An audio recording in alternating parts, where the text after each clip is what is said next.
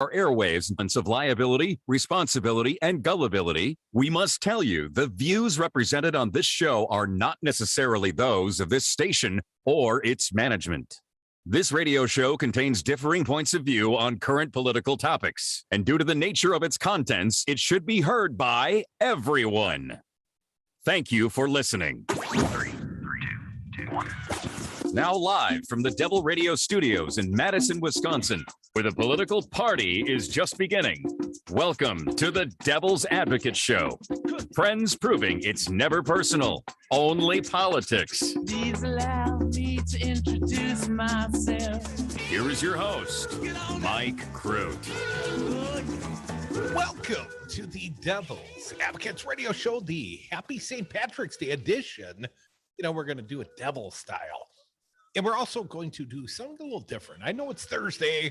We call it Friday Eve around here. But in deference to the fact that Fancy Brian having a minor surgical procedure, not trying to give away all his HIPAA secrets, but he's going to convalesce tomorrow and get back to work on Monday, we're hoping. So get well soon, big guy. And we'll see you on Monday or sometime soon. But in deference to no show tomorrow, we're doing grievances today. We're going to air some grievances up in here, so that allows for your participation. It's encouraged. 844-967-2789. Later in this big edition, I'm going to have some fine guests, specifically Joe Ozapecki, a fine dim strategist. I'm making him Irish. You know, Zapecki, it's right in the name. Ozapecki. Do you recall Sarah Palin, the half-term governor of Alaska, became John McCain's running mate, and actually debated once upon a time against our current president, Joe Biden. And she had this little problem. She called Joe Biden, "Oh Biden." She kept doing it over and over again. And so anyways, she asked him on the stage, sort of deferentially, "Do you mind if I just call you Joe?" Well, that sort of shucksy, down home, you know, mama bear kind of attitude. "Can I call you Joe?" As the story goes, it was really because, you know, she kept calling him "Oh Biden." So he's Joe Ozapecki. And my little buddy, Dominic, he's going to join as well at 5 o'clock. He's not Irish, Sicilian, but he is a day drinker, so that should count today. Tom joins at 5. Again, you can join at any point at 844-967-2789. We appreciate the patience of the callers. We get to you eventually. I want to start with our president today. And I know what's going on in Ukraine, but Joe Biden also had some moments of levity today. I want to share some of that as well. You know, you got to have a good time every now and again. But let's start with the president, President Joe Biden. It's not all loosey-goosey. He does talk about what's going on in the Ukraine and refugees. He goes on to speak about Putin. We'll play that sound. And then he moves on to talk about St. Paddy's Day. But let's start with the important sound, cut 20, President Joe Biden talking about the refugees. What Ireland is doing now, what you are doing, taking in Ukrainian refugees, speaks so loudly about your principles. And it's amazing. And I want to publicly compliment you for it. Now, in deference to COVID-19 protocols and this changed world we live in, my understanding, the Irish, who is it, the ambassador, the president that normally comes around on St. Paddy's Day, they do a little thing from the White House traditionally. Well, it's being done on Zoom, kind of like, you know, we do a little radio product sometimes. But anyways, that's not to say we're not here in the world headquarters in Madison. I assure you we are. But we Zoom for the benefit of the streaming audience. So they've got a platform that we can launch off the stream on. Back to the platform of the White House and the president of the United States. He did speak to Putin and the inhumanity going on in Ukraine. Here's President Joe Biden. Cut 21, please. We're meeting in a moment when demands on unity in the world are really accelerating. We have to be united, and we certainly are. And Putin's brutality and what he's doing and his troops are doing in Ukraine is just inhumane. Now, Putin gave something of a scary speech last night. And we will spare you the sound, but we will quote the speech. And it's got some foreign policy experts a little troubled. An isolated man he's being described as. That is Putin. President Joe Biden, though, he turned to the festivities, the holiday, St. Patty's Day. And here's something I never knew. I learned this 15 minutes ago. St. Patrick was not Irish. He was taken to Ireland by pirates. Arr, matey. I just read that. I posted it on my Facebook page or the Devil's Advocates Facebook page. You know, it sounds like fake news, but I assure you it comes from a reputable source. St. Patty wasn't even an Irishman. And the rest of us aren't really either, but we're all going to celebrate like we were right here on this big show. Let's hear from the president celebrating a little St. Patty's in a bipartisan fashion. Cut 22. We should have more times like this where Democrats and Republicans get together and we actually not only agree on one thing, but we remind ourselves we actually like each other. And it's a useful thing. I like some of you, not all of you. Some of you I like. More from President Joe Biden. His grandpappy told him a story, cut 23. My grandfather, Ambrose Finnegan, used to say, and I mean this, he'd say, Joey, if you're lucky enough to be Irish, you're lucky enough. That's a pretty good line. I like that one from the president. If you're lucky enough to be Irish, you're lucky enough. I believe Biden is Irish. He's not Biden, but he is Irish. More from the president, cut number 24.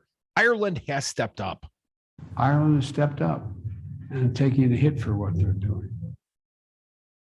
I suspect he means in regards to standing up to the Russians. Some of the most admirable people this side of Ukraine are the Irish people. The fishermen standing up to Russian warships. Get out of our territorial water. We're fishing here. Basically give them the old middle finger. I like that. I like that about this society. The Irish, they're a warm and angry people. You know, and I don't mean to stereotype. I say that with the warmest of regards. One more, a grandmother's toast from President Biden, 25. Well, my grandmother had one. She said, may those who love us, and those who don't, may they turn their ankles so we know they're coming by their limp. That one's not bad either. President Joe Biden sharing some Irish wisdom. One more from the president. President Joe Biden is meeting with the Chinese premier yesterday. Tomorrow. The meeting is tomorrow. He's talking to Xi on Friday. Play the sound for the people, Evan. We're working today. I'm trying anyways. Cut 26. I'm going to be speaking to President Xi tomorrow, and he'll remind me that I told him he remembers every damn thing I've said, unfortunately. But all kidding aside, we talked about the idea. He does not believe democracies can be sustained in the 21st century. I'm hopeful it can be sustained, at least this democracy. We'll talk more about that, but back to this important story. Nearly the lead today, St. Patrick, patron saint of Ireland, wasn't actually Irish. This according to CNN. I know Trump would call this fake news. St. Patrick's Day may be strongly associated with Irish pride, but the saint actually wasn't even from Ireland. St. Patrick was actually born in Roman Britain, according to Catholic Online. As a boy, he was first brought to the country through Irish pirates. I tell you, captured to take care of sheep. The pirates would kidnap the kids and take them back to Ireland to tend the sheep? I don't like that idea. I wouldn't want to be a sheep slave. Some are that in modern culture, but mostly, of their own volition.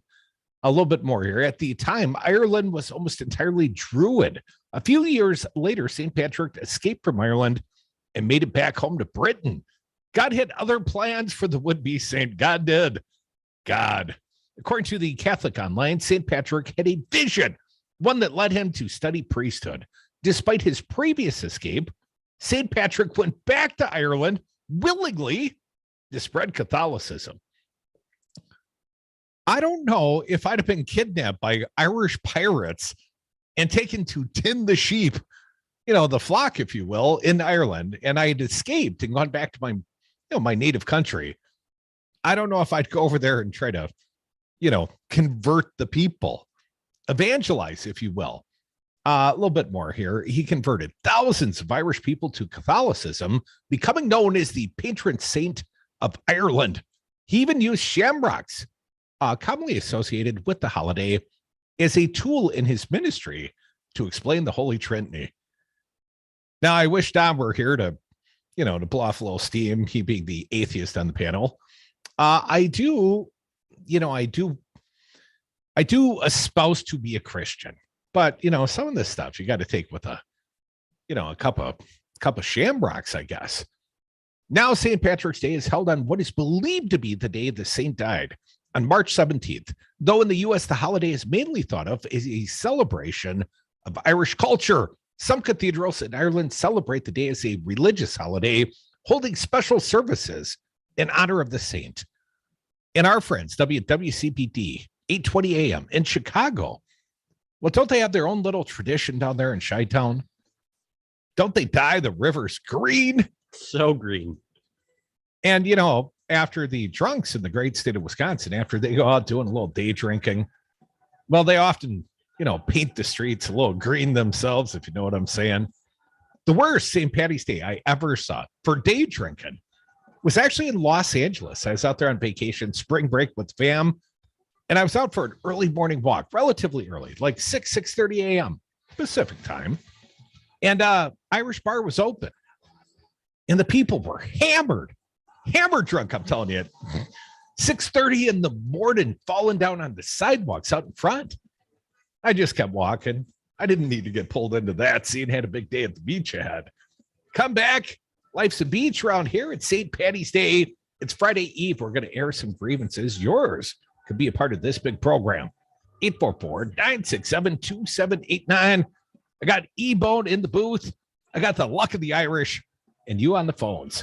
So let's get started. The Devil's Advocates, the St. Patrick's edition. It's going to be fun. Go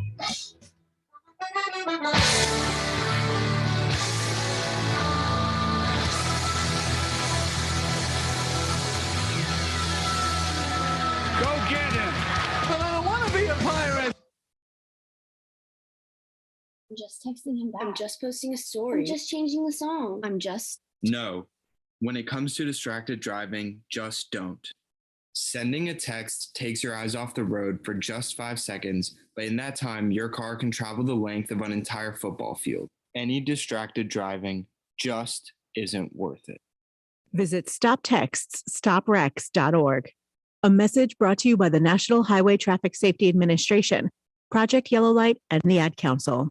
President Trump lost the election. Joe Biden won the election. Collectively, Republicans got 1.661 million votes, 51,000 more votes than Trump got. He exhausted his cases. He exhausted the court challenges. All the Republicans voted for Trump the way they voted for the assembly candidates. He would have won. It was not rigged. It was not stolen. Donald Trump lost the election. Joe Biden won the election. It's really clear. This message was paid for by the People for People Corporation. Donate online at p4ppc.org. Cardinal put out these weird, sad videos interviewing incapacitated elders in their nursing homes that don't have the ability to say, don't use me as your political prop. If they are what you say they are, then you shouldn't be doing it how you did it. Yes, it was the kids using the parents as props. Well, my old man hasn't talked since 76. Of course, he would have voted for Trump. That's the evidence. Videos. People that can't talk. It is wrong. It's absolutely wrong. Check out the entire podcast library at darnwi.com. Spruce up your home with soy candles from Wisco Home Goods. I'm Don, one of the owners of this family-owned Midwestern business in Madison, Wisconsin. Our candles are 100% sustainable and come in a variety of unique blends and scents. Did you know our candle jars are also double old-fashioned glasses? That's right, buy a candle and you get a free cocktail glass.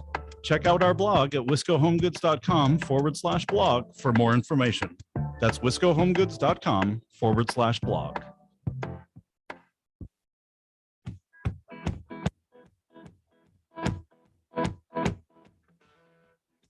I want to tell you a story Grass-fed, locally raised, 100% organic. The Devil's Advocates. Friday. Had to tell the landlady I done lost my job. Welcome back to the Devil's Advocates Radio Show. It's Friday Eve. It's St. Patty's Day. Sort of amateur night in bars. I know some of you will be going out there and drinking a little too much. Let the green beer flow. That's what I say. Now, I understand, Evan, you're drinking the first official Guinness of your life right now. It's sitting here in the production booth. Have you cracked it yet? No. Well. You. Oh, there it goes. A can. Now you've got to pour it in a mug. We probably have a dirty mug in the back. Okay, I'll find one. You'll have to wait till a commercial break and pour it in a mug. Guinness, that's the thick stuff. Now I'm drinking some other beverage. I've got, my green diet Mountain Dew. So, it is green. It's not exactly Irish. It's not day drinking. I did get a little text missive. I'd like to share it with you in the audience, Evan. Here's how I want to celebrate St. Patty's Day by sending money to Donald Trump. The text. Oh, I guess this is an email. He says text save. Like save America. If you want to receive text, you got to send it to his number. I'm not sharing that. I'm not here to promote it so much as mock it. It's St. Patty's Day, so he's using the green font. Oh, that makes it special, Trump. And they still call him President Trump, mostly himself. Like Jimmy likes to call Jimmy. Trump likes to call himself President Trump. Like a real big boy. President Trump St. Patrick's Day discount. Trump election year donor cards. Oh man, they're discounted today only. It says offer expires at 11:59 p.m. tonight. I better move fast. Man. They do have my name. I forget how they got my name. First name not capitalized. Last name is capitalized. At least they capitalized Crudy. You're going, are you going to accept President Trump's offer to become an official election year donor? And they asked me that in green font. You've always been one of the president's most loyal supporters. Don't I know it? And we hope we can count on you to step up. Oh, I'm stepping up each and every day. President Trump really wants you on his team and now in all green font, Trump election year donor card holder. They really want me in the fold as a donor. So in honor of today, all caps, why all caps there? Being St. Patrick's Day, and that was just sort of some weird font. You can now activate your membership and get your very own personalized, all capped, membership card for only. It used to be $45. That's the red price. Now there's a line through it. Now it's only $35. What a deal for a piece of plastic. Oh man, that's swell. The offer is available until 11:59 tonight. After that, the membership cost will go back up. Oh, that's a shame. I'd hate to miss the deadline. President Trump's St. Patrick's Day sale. They created like sort of a greenish graphic. It's a sale on giving. Give me just a little bit less today than I'm going to ask you for tomorrow. And then all the contribute buttons, and they're asking for various amounts from $35 all the way up to $250, or the contribute any amount. Today only, they're green. They're green because it's St. Patty's Day. I don't think I will be contributing President Trump. I'm saving my money for boozing. Maybe not tonight, not in the same way that some of you will, but tomorrow's a Badger game. And I'm taking the day off. So if I'm doing any day drinking, I might start a little early tomorrow afternoon. Clean up some messes off my desk and off to the bar. Like many of you are going soon. 844-967-2789. Hell, many of them are there now. Got a few more stories I'd like to share with you. And you can air some Friday grievances here. Where is my Facebook page? Is gone. Oh, there it is. Let's find it. Let's get it back because that's where I hide my stories from myself. Talking about the day drinking. Perhaps that's the problem. Over the last 51 years of my life, I've made a few youthful indiscretions. Many youthful indiscretions. One of them, though, is probably not frequent heavy alcohol use. Occasional, but not frequent.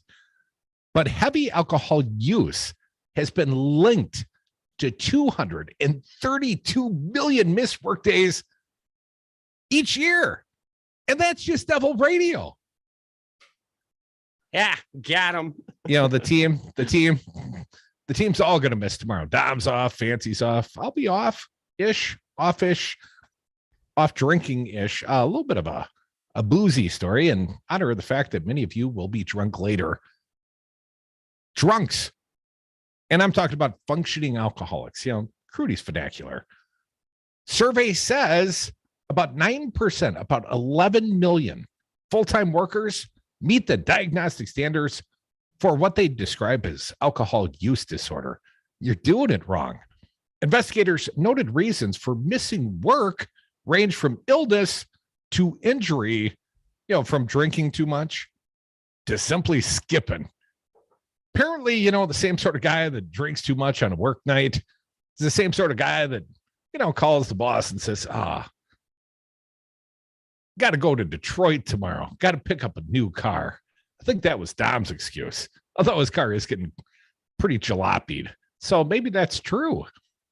Those surveyed who were classified with alcohol use issues accounted for about 14% of all missed workdays. In sales, I used to be in sales.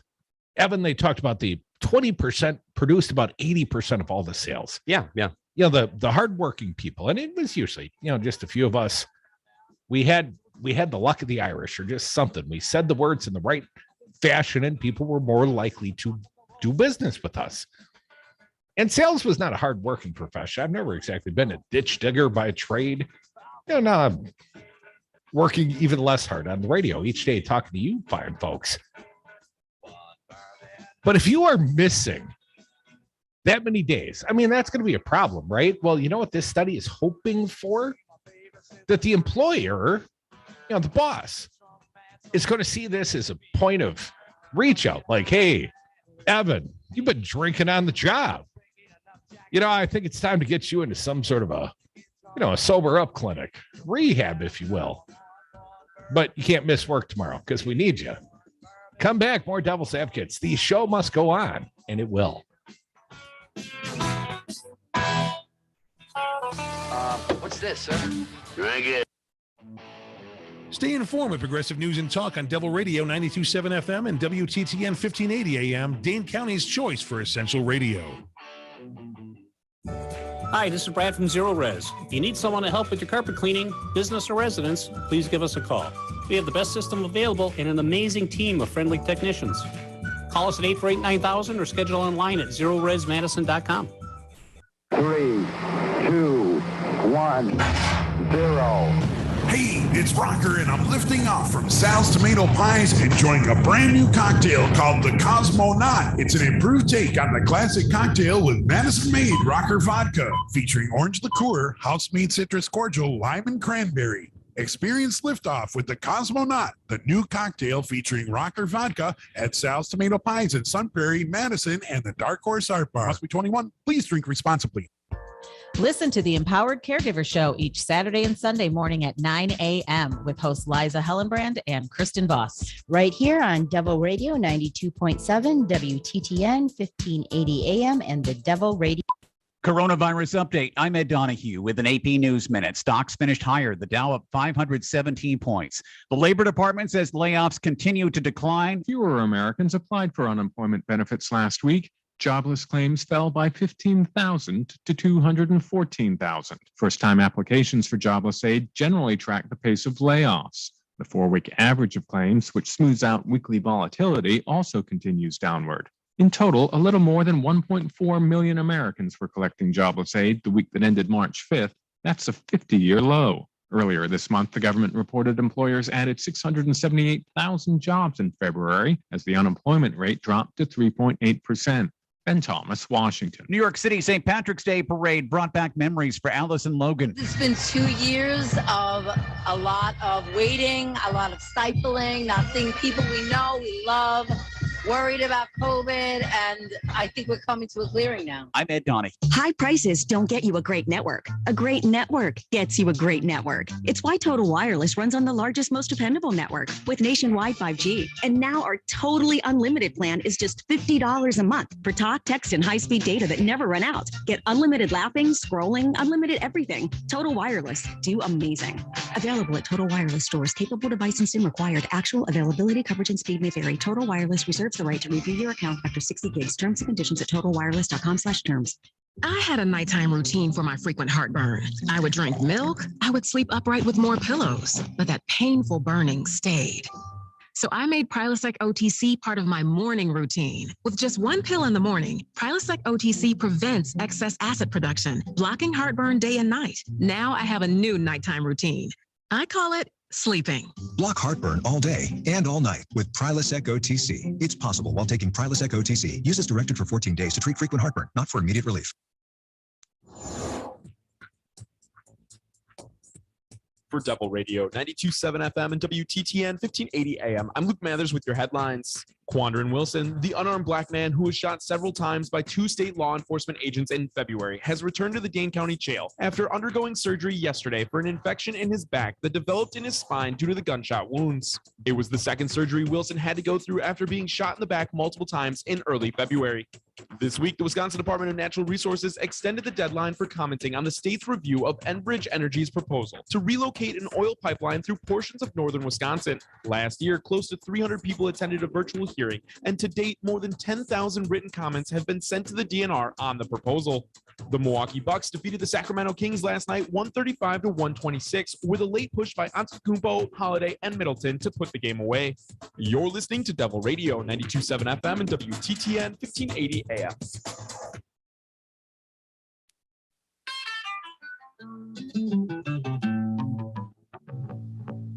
The Devil's Advocates, tackling the issues you're not allowed to talk about at the dinner table. Welcome back to the Devil's Advocates Radio Show, the Friday Eve edition. We're going to air the grievances today because there ain't no tomorrow, at least no live Devils tomorrow, but you'll live. We'll do a best of. Another great show, Hall of Fame quality. We'll plug it in. We'll be back on Monday. But anyways, you can be a part of this show. We're not done yet. It's not quite party time yet. That comes a little later, except for Evan. He's drinking now. 844. Oh, and it's so good. It's so good. So good.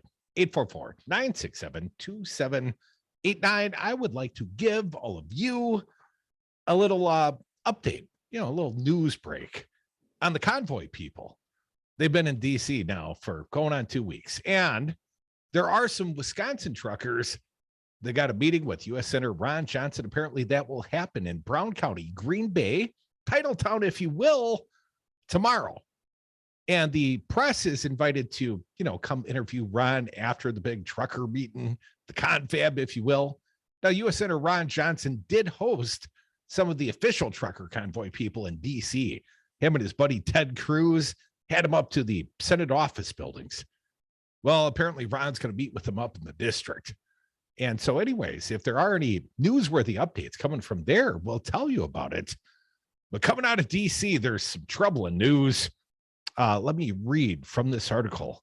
For the past couple of weeks, drivers in the so-called People's Convoy, who have been circling the Beltway in Washington, D.C., have been upset. The commuters in the city have given them a rude reception. Last week, for example, Daily Beast reporter Zachary Patrizio captured a video of a trucker complaining about how many drivers in the area had given him the middle finger. You go around the Beltway, birds are flying everywhere. That's the kind of people that live up here. It's a different world. DC is a different world. Now, however, Patrizio brings word that the People's Convoy truckers, and what a beat this poor bastard from the Daily Beast has. Patrizio's been hanging out with these guys for like 2 weeks, driving round and round the I-495, the DC Beltway, if you will. Anyways, now, however, Patrizio brings word that the People's Convoy truckers are convinced that people who don't like them must be part of a broader operation by the anti-fascist group Antifa.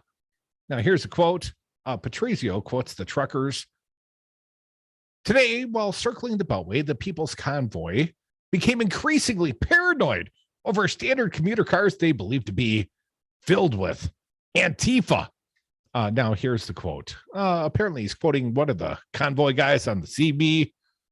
Six Antifa vehicles. A trucker said over the CB radio. Keep your heads on a swivel. Another trucker yelled. Additionally, Patrizio reports that some convoy truckers have now made their way into DC and are feeling triggered because so many people in the city are telling them to go home. There is no evidence that Antifa is trying to disrupt the convoy, and it's more likely the explanation is that commuters on the Beltway simply don't like having their drive slowed down. Oh, yeah, that seems logical. Could it be that? It could be. It might be. But I did see some other news on the convoy, other than the fact that apparently, Rojo's meeting with a few of the sympathetics up in Green Bay tomorrow. Lines of cars blocks traffic during the People's Convoy protest at National Mall in D.C. after its request to set up a trucker encampment and block off a mile of streets around the National Mall is denied. So did you get all that? They want to shut down the streets of D.C. They want the D.C., the municipality to permit that. Give us a permit. We're going to shut you down. Please, could you give us a permit? So that was denied. So they were coming anyways, heading to the National Mall in protest to the fact the municipality wouldn't permit them to shut down the city. But apparently some people, maybe it's Antifa, they've taken matters into their own hands. Here's a little bit more. The People's Convoy has completed its 2,600-mile, 11-day journey across the U.S., rolling into the Capitol just days ago. The protesters are now driving around the National Mall and through D.C., honking their horns and handing various American flags. Pardon me, I bet that's supposed to say hanging various American flags from their cars. They also painted signs on their car windows with freedom in 2022 convoy. Oh, and here's a classic. Let's go, Brandon. Yeah, I got to paint that on your car just to let people know the kind of person you are. Organizer Brian Brasi, 37, attempted to get a permit for the National Mall to be used as a trucker encampment. A trucker encampment, but was denied. He also attempted to get miles of roads by the mall to be blocked off for 12 days for demonstrations, but was rejected. Senator Ted Cruz, he's been very sympathetic to this cause. Cancun Ted has shown his support for the People's Convoy earlier this week after riding shotgun in a trunk and thanked protesters for fighting. It's always a good fight. Ted, not so much known for good fights. A long line of People's Convoy drivers with cars covered in American flags blocked traffic around the U.S. Capitol Wednesday, that was yesterday, while blaring their horns. The People's Convoy, which picked up steam in the U.S. after Canadian truckers, Freedom Convoy, protesting vaccine mandates, blocked the border earlier this year. They completed their 2,600-mile, 11-day journey across the U.S. 2 D.C. days ago. And yesterday, the caravan blocked traffic in endless lines outside the National Mall and painstakingly blared horns, causing local drivers to scream, "Go home" at them and to block public buses. Many protesters decorated their cars with variations of the American flag, particularly the Betsy Ross, and the Confederate flags. Confederate flags. This is foreign press. This isn't local folks reporting this, both of which are frequently used by the far right and have been embroiled in racist controversy. They also painted 2022 convoy, faith over fear, your choice, freedom. And people are united on their windows as they persistently honked, antagonizing locals trying to drive through the city. The protesters originally planned to make it to D.C. by the State of the Union on March 1st, but the convoy started out too late. Yeah, a little poor planning. Although its message has become unclear in recent days, it's just in recent days. Seemed a little unclear when they departed, but if it's gotten a little unclear, I can't understand why. Hand-painted signs on car windows indicated most are there still for the original reason in both the U.S. and Canada protesting COVID-19 mandates, that Crudy would point out no longer exist. They're protesting the former mandates, apparently. Still angry. Bring back the McRib sandwich. They're the same sorts that drive up to McDonald's and want their Shamrock Shakes in June. And they want to talk to your manager. DC resident Michael Willie, who posted a video on social media of the convoy honking and snarling traffic yesterday, is a rideshare driver. He told the dailymail.com that he agrees with their right to protest as long as they don't block the free flow of goods, services, and people. Here's a quote. We all really don't need any more traffic than we already have here, he told the Daily Mail. The vehicles have taken to driving through the streets after the National Mall Park Service denied their permit application submitted by the lead organizer, the brilliant Brian Brasi. You talked about him many times recently. When asked on the application if Brasi believed there was any information indicating that any individual, group, or organization might seek to disrupt the activity, Brasi wrote, Antifa, a left-wing anti-fascist, anti-racist group. Antifa might try to break up this big convoy encampment. Brasi also claimed the 10,000 to 100,000 protesters would show up to the National Mall, despite reports that the number of participants had thinned out to around 500 in Maryland. Yeah. 500. No, I'm sorry. You do not win the showcase. That's a little low. In addition, the group requested a large area to be blocked off for protesting from 12th Street to 3rd Street between Madison and Jefferson Drives, which covers almost a mile off the National Mall and would block several Smithsonian museums. It also requested the blockade to last 12 days from March 14th to 26th. It's unclear how long the caravan plans to stay and what it will do while in D.C. I suspect day drinking. A little bit more, and we'll bring this thought to completion. Despite the rejection, protesters have been jamming up D.C.'s already terribly congested I-395. I thought it was the 495. Somebody correct the record. Is it the 395 or the 495, the Beltway in D.C.? In addition to causing a loud ruckus in the streets, they've tied up D.C. police's phone lines. At a meeting on Tuesday where organizer Mike Landis said the idea of tearing the fence down at the White House and hanging politicians was extremely enticing. Did you catch all that? Organizer Mike Landis said the idea of tearing down the fence at the White House and hanging politicians was extremely enticing. Other organizers have instead called for protesters to break the police phone lines by calling constantly. Oh, that's so fun. It is illegal to make a false emergency call. It is also unknown if the protesters have been breaking the police lines through phone calls. DC police tried to block the People's Convoy from entering Washington by blocking highway exits to the city and boxing in cars they thought were part of the convoy, but to no avail. Senator Ted Cruz was seen supporting the convoy earlier this week, riding shotgun in the truck, and later was pictured by Brasi as he thanked the COVID-19 mandate protesters for standing up for every man, woman, and child in America. Sorry, I got to go to Cancun soon, like now. 844-967-2789. Going to the phones. Your Friday Eve grievances. Air them here. Jake from Milwaukee, how you doing, man? Hey, yeah, have you heard? If you're interested in picking up some orphaned Ukrainian orphans, I guess Tim Rantham is having a trailer sale out by the Wisconsin Republican Party's main office. Just in case you want to know. Where do the Ukrainian orphans factor into him selling off a trailer or whatever you're saying? Because Rantham is crazy. I mean, that guy is just stupid. I mean, unfortunately, he has some power. Not much, but...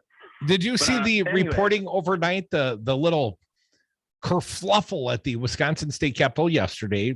Speaker Robin Voss met with the fringe of the right wing, the decertify the election and take back the 2020 electoral college vote sort of people. And Rantham was there in the crowd, and the headlines that I'm reading over at the Raw Story, and I'm saving this one for next hour, Jake, but they describe a near fist fight They're coming to fisticuffs. Yeah, They're going I to saw that. blows at the Capitol, Jake. Well, the thing is, I'd put money down on Rantham or that Boss runs real fast. I mean, he looks like he's a fast runner. You think there was a physical confrontation that RamJam, as we like to call him, the former Glory Days Campbell Sport High School basketball star by his apparent own memories, you think he'd beat Robin Voss's ass? I just think so, just based on, I don't know, because, Voss usually is a smart guy, but he's losing this one. But just don't you think stupidity? Don't you think as Rantham charged at him, like a big bear, don't you think that Robin Voss would stab him in the ribs with like a prison shank? Well, that's true. I mean, Voss is kind of slimy. I mean, who knows? But I think in an overall straight to up fight, I think Rantham would win just by girth alone. Plus, let's not pick on big guys. Crazy. Okay, I know. I'm a big guy myself, but also, don't you think the whole trucker convoy blocking traffic would be a great thing for the Republicans to start doing when voting season starts really kicking in fall? I think it'd be great. Blocking polling stations, you're saying, Jake? No. I'm saying blocking. Well, they'll probably do that, but blocking the roads between Madison and Milwaukee, they could put their banners up saying how Republican they are, and that you can see it when you're not able to get home at all. I mean, wouldn't that be a great way to advertise and to politic your message to the rest of Wisconsin by blocking all the roads and making it hard? Well, Jake, I think I like your snark, but sometimes you confuse me. Come back. More Devil's Advocates. Don't confuse me. I confuse easy.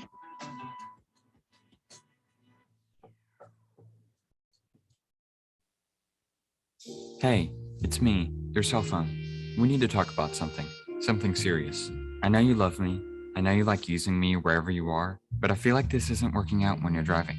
I know you may think that it's possible to focus both on me and the road, but I just don't feel the same way. I think we should spend time away from each other when you're driving. It's for the best. Visit StopTextStopWrecks.org. A message brought to you by the National Highway Traffic Safety Administration, Project Yellow Light, and the Ad Council. Treat yourself to some Wisco Home Goods natural lotions or sugar scrub in 2022. I'm Don, one of the owners of this family-owned Midwestern business in Madison, Wisconsin. Our natural hand soaps, lotions, and sugar scrubs offer you the luxury you deserve. Wisco Home Goods self-care products come in a variety of scents you're sure to love. So go on, add a little pampering to your daily routine. Order at WiscoHomeGoods.com. Natural, healthy, nourishing self-care and more at WiscoHomeGoods.com. The Devil's Advocates, because freedom. But Don, we've been following a couple of big stories this week. Truck convoy leader has no idea where he is and is driving in circles around I-495. He didn't know precisely where he was going anyways or where he was at the time. Apparently, he put the convoy back on the road, headed back up north, and he's back in Scranton. So I totally would have protested this tyranny, but damn, the traffic was so bad. Follow the Devil's Advocates on Facebook and Twitter. I'm Kirk Bankstad, and I own the Minocqua Brewing Company in Deep Red, northern Wisconsin, and I have a super PAC. We make good trouble by buying billboards, radio ads, and calls to voters in northern Wisconsin. We target federal and state elections, think Ron Johnson and Tom Tiffany, and concentrate on a fair redistricting process. Give a donation now if you're able at the MinocquaBrewingCompany.com super PAC tab. Help us make the politics of the Northwoods as clean as our lakes and streams. That's the MinocquaBrewingCompany.com super PAC tab.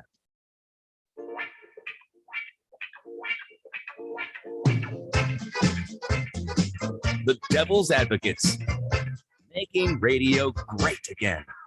There's a garden.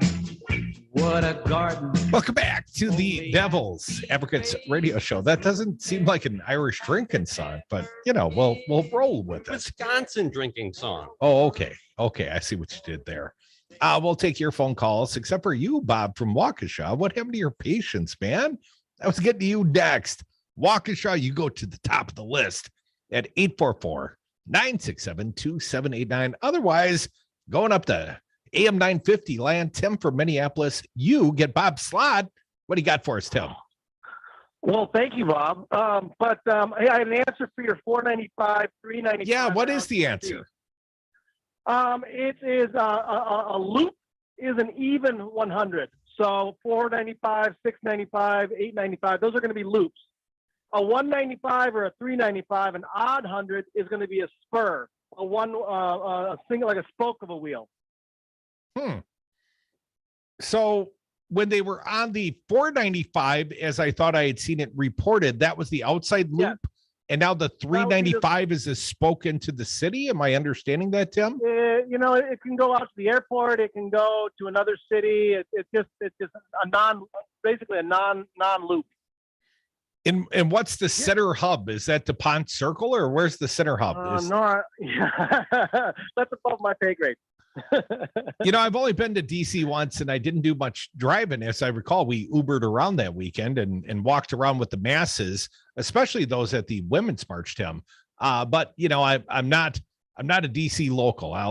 I think Joe Zapecki spent some time in DC. I'll have to check with him as well. But if you were living in DC right now and you had a big old convoy of goofball truckers clogging up the roads, honking at you as you're trying to commute home, would the bird be flying around your car, Tim? I call it a good day when I don't fly the bird before 9 a.m. So, I would be flying the bird. And how's the traffic in the morning in Minneapolis? I haven't made that commute much either. We complain about it, but it's nothing compared to city standards. Yeah. Well, I have the city of Madison, Wisconsin, where the Devil Radio World headquarters is. I'm at one of the main arterials. I literally have traffic 10 feet from where I'm sitting here in the chair, and I watch it go by and I see it get clogged and jammed, like corned beef through my arteries later tonight. It kind of plugs them up. But ultimately, Madison's not a bad commute either. You can get anywhere in this city door to door in a half an hour. And pretty much most hours of the day, maybe excepting that 5 o'clock hour. But that's mostly because people are slowing down and listening to us, Tim. Exactly. Or on their way to High Stand Park or Elver Park to play some frisbee golf. Yeah, it could be. I got frisbee golf in Middleton as well. Tim, appreciate you listening up in the cities, AM 950, where the commute ain't so bad. At least if the Trucker Convoy is not in town.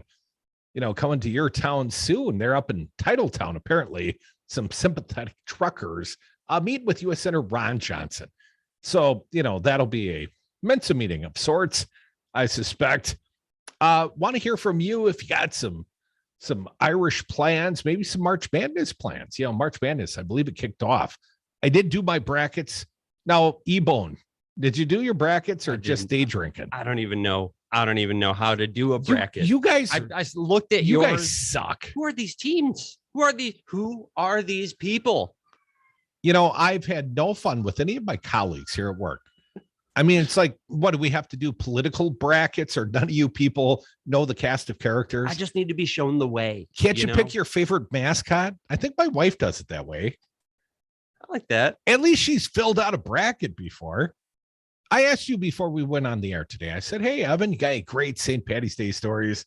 No, not really. No, I have one. It's radio friendly enough. It's really, really short. Okay, in Newville for St. Patrick's Day. Where's Newville? It's right outside of Edgerton. It's in between Edgerton and So this has got to be a hell of a small town, because I've lived in Wisconsin all my life, and I'm an hour away from Edgerton, and I never heard of Newville. Tiny little town, but Caroline Spine rolls into the village. I've heard of them. Yeah, great band too. Great band. Jimmy Newquist. We like Jimmy Newquist. And our band, Exmoor's the name of the band at the time. What is it? Iron Plow? Oh, that's rocker. What's your band? It was Exmoor. This was some years ago. And what do you play in the band? I'm a bass player. Is it more difficult when you've been drinking, let's say on St. Patty's Day? Oh yeah. But you multiply the fun. But yeah, we were tasked around with driving the band members of Caroline Spine around. They wanted food or they wanted to go to the store. We'd drive them around. These guys got so messed up, and they weren't just drinking. It was pretty wild. Just to sort of, you're 21 years old. You're with an actual rock star. You're having an excellent time. But I mean, oh yeah. Those guys partied much harder than I. Did you remain more sober than the band? And it was because of how intense, how hard they were going. It made me think about my life choice, my choices. That sort of come to Jesus sort of evening, like, man, I gotta start living a different sort of lifestyle. Well, that's how it started. And how did the evening end? Because one of the craziest, I see callers, and be patient, callers. Evan, I'll get to you in a minute, but this is his story. He's got to finish it. So how did the evening end? Did you check yourself into rehab, or what happened? No, I got a ride home. We had an excellent show at a bar that's no longer around, right there on the river. Maybe somebody can recall. I didn't even know the town was around, but please continue. Nice little rock town. And I lived another day. That's sort of the punchline. I don't remember how the night ended. It ended with morning. I know we got paid. Or early after, and you got paid. Yeah. So that's a win-win for everybody. I'll let you get back to the phones. That's Evan. He's lightly screening your calls. If you've been day drinking, that's okay. Just, you got to be coherent on some level. And we're going to come back. I want to get this one started. I got to find Wisconsin-centric guest, Joe Zapecki, a fine dim strategist, joining me at about 4:30. And I want to ask him about this troubling story out of Wisconsin. Wisconsin Republican, close. Well, it says the GOP. I think that means multiple parties. Close to fisticuffs as Trump's decertification scheme causes Republican civil war. Civil war, I tell you, is going on in the state of Wisconsin. And Trump put a little message out there today. He directed it at Speaker Robin Foss. He's coming for his ass. So it's getting kind of interesting here in the state of Wisconsin. It's kind of like a St. Patty's Day bar time scene where it's kind of ugly. Some want to fight. Some got beer goggles. It just gets sloppy and ugly at the end of amateur hour. Well, that's the way it is right here in the great state of Wisconsin. It's happening in real time. They're descending into darkness. And they want to decertify the election of 2020. Hell, this RamJam guy we keep talking about, I think he wants to decertify all the elections back to 1996. As far as I can tell, RamJam thinks Bob Dole is your duly elected president. Well, come back. We got more of this hour, another big hour, and then a bigger hour. They're all big hours around here, especially on a holiday like St. Patty's Day.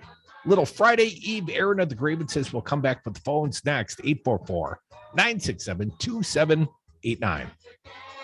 The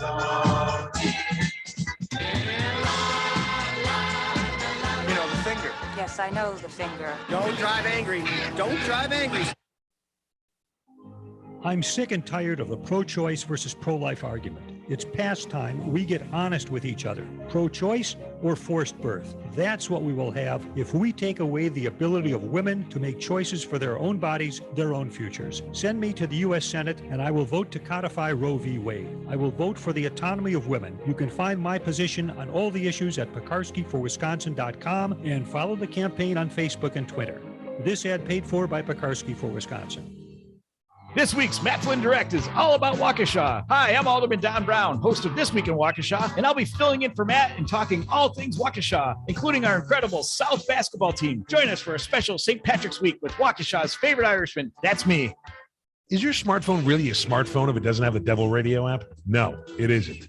Download the Devil Radio app in the Apple or Google Play Store and listen to the greatest radio station ever whenever you're on the go or stationary or whatever. It doesn't matter. The Devil Radio app, streaming 24/7.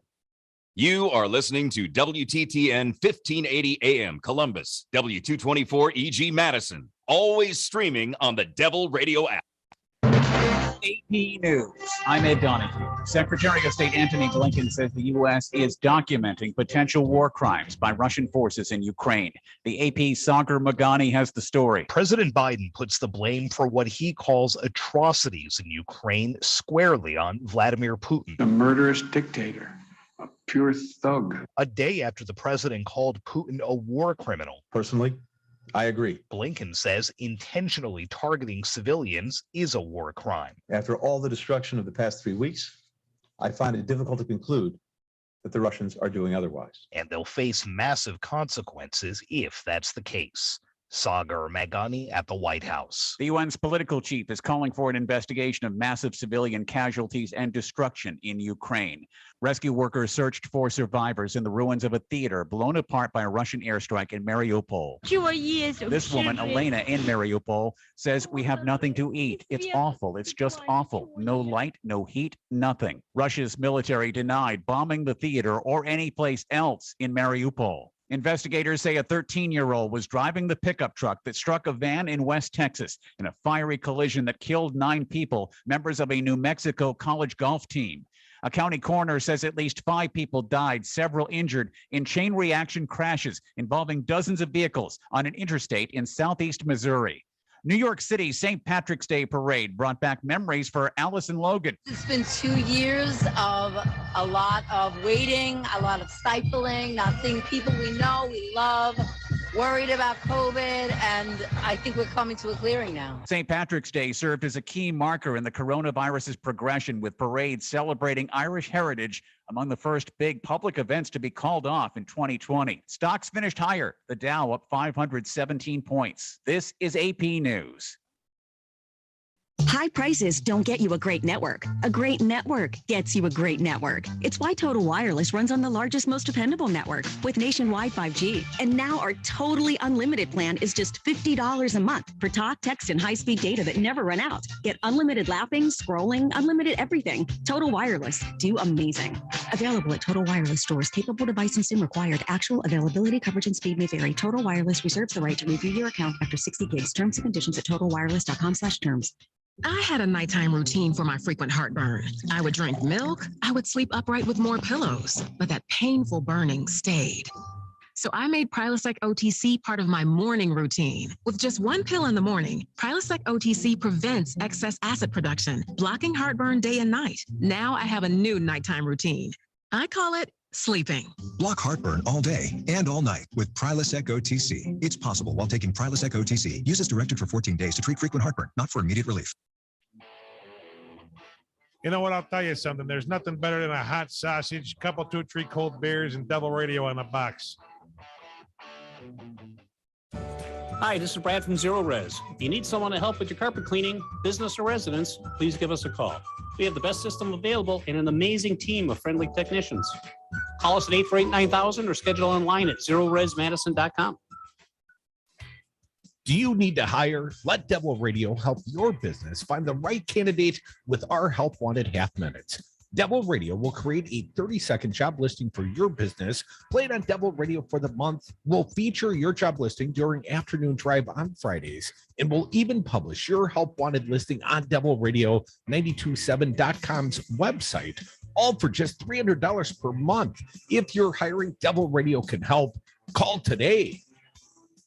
Breaking news today, Rocker. Crowds of local music fans are gathering outside our studio, and they say they're tailgating for Saturday's Max Inc. radio broadcast live at 6 p.m., and they won't leave until it's over at midnight. Terry, what are they expecting Saturday night? Local music, Rocker. Interviews, throwbacks, live music in the Devil's Lair, and Max Inc. Heavy after 10 p.m. Max Inc. Heavy? That's right, Rocker. Only local hard rock and metal after 10 during Max Inc. Heavy. Tune in Saturday at 6 p.m. for Max Inc. Radio on Devil Radio 92.7 FM. Listen to the Empowered Caregiver Show each Saturday and Sunday morning at 9 a.m. with hosts Liza Hellenbrand and Kristen Voss. Right here on Devil Radio 92.7, WTTN 1580 AM, and the Devil Radio app. Unlike the legislative Republicans, 92.7 FM and WTTN 1580 AM are working through the pandemic to keep you informed. Streaming 24/7 at DARNWI.com. For Devil Radio 92.7 FM and WTTN 1580 AM. I'm Luke Mathers with your headlines. Yesterday, a Dane County judge denied a request by Chandler Halderson to skip his sentencing hearing today, where the 24-year-old will find out if he will ever be eligible for parole after he was convicted in January of killing and dismembering his parents last July.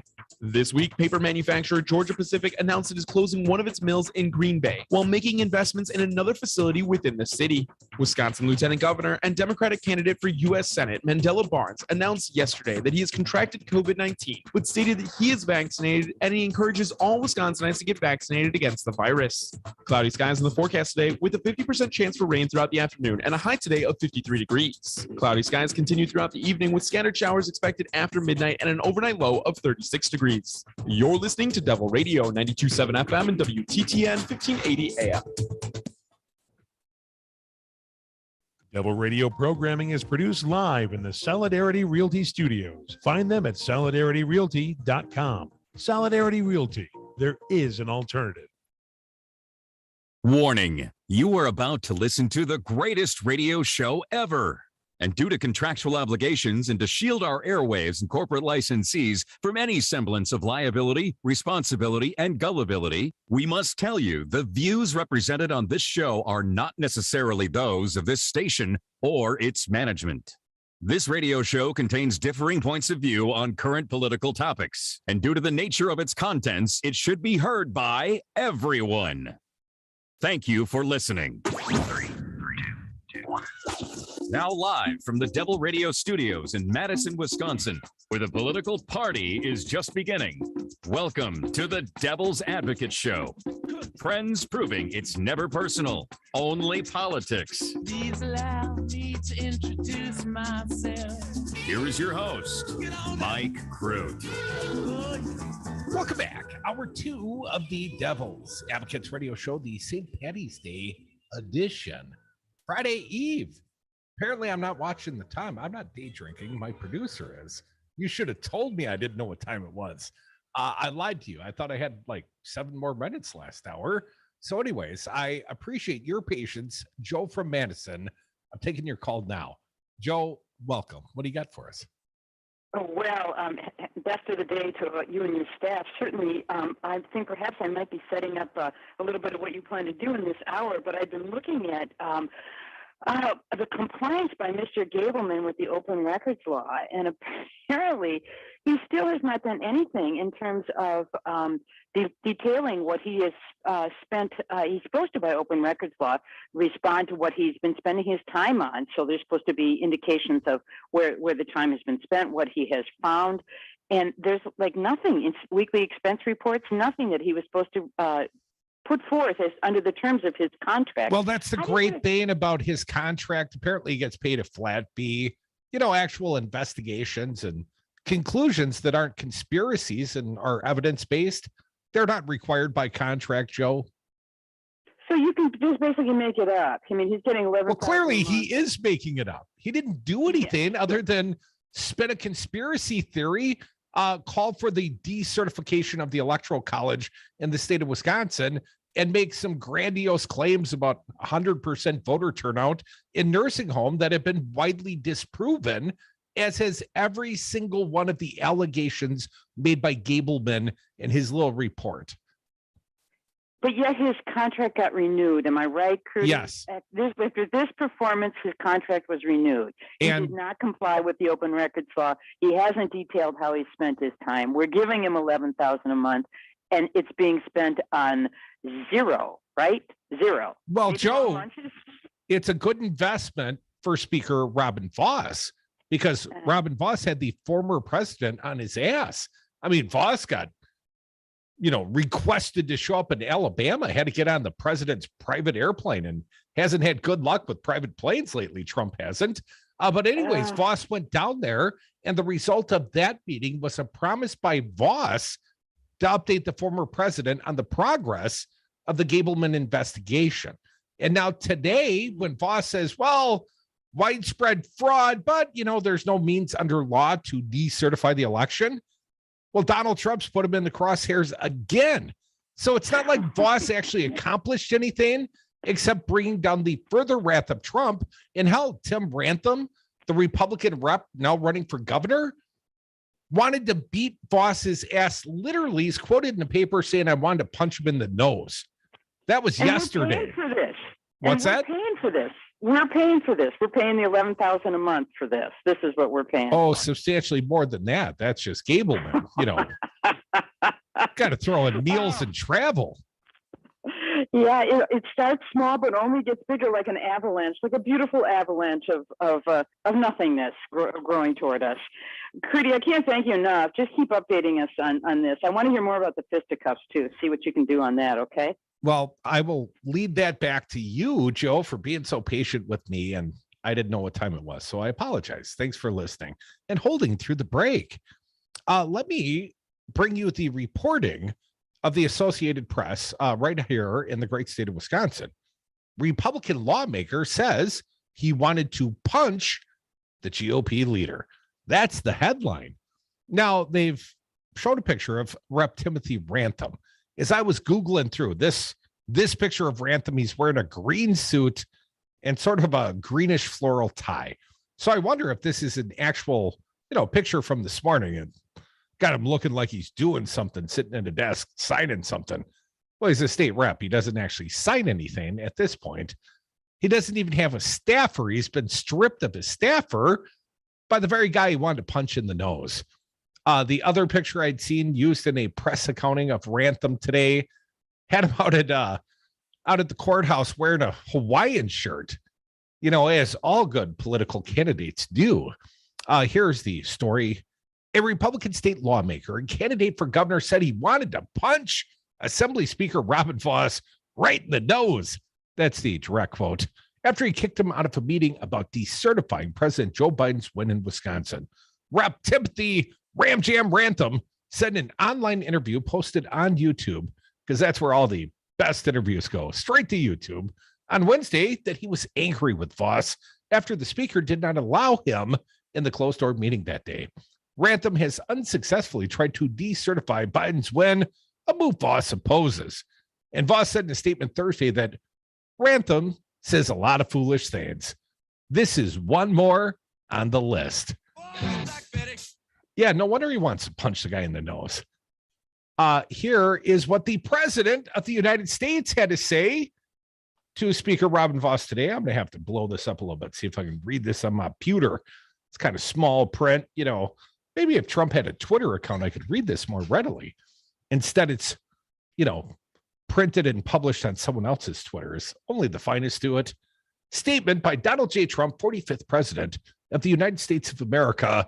In incredibly small font, he writes, Speaker Robin Vos of the great state of Wisconsin just said there was widespread fraud in the 2020 presidential election, but that the state legislature can't do anything about it.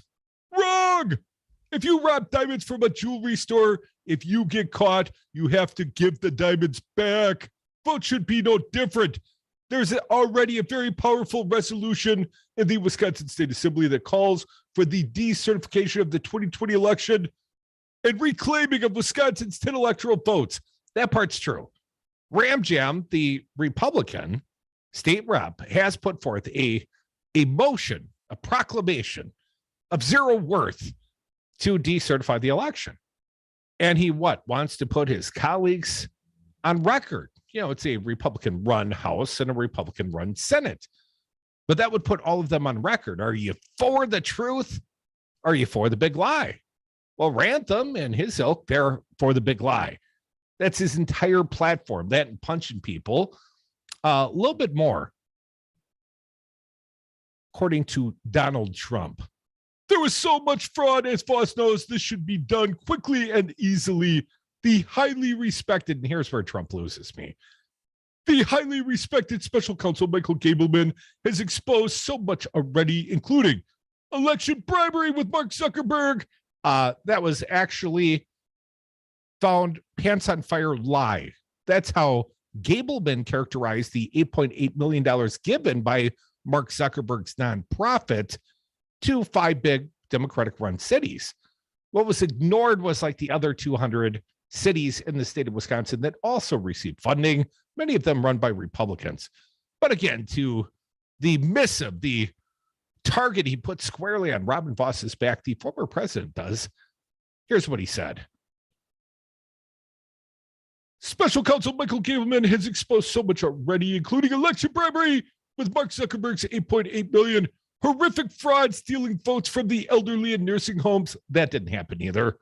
And rampant ballot harvesting and phantom votes. no proof, no evidence. No one's offered any. Far more votes is needed for the Republican candidate, me, to win. Our country would not be in the mess it's in if Republicans had the courage to act. We would be energy independent, no inflation. The Ukraine. Yeah. Well, sure, if you're just making random claims, let's claim a few more. We'd be energy independent, no inflation. The Ukraine desecration would not be happening. Our economy would be strong. There would be no surrender in Afghanistan, and so much else. Speaker Voss should do the right thing to correct the crime of the century immediately. It is my opinion that other states will be doing this. Wisconsin should lead. So sad. So saith Donald J. Trump, former president of the United States. So, in his enthusiasm, Speaker Robin Voss got on a plane down to Alabama with Donald Trump, said, I'll give you weekly updates. Nothing but the goods.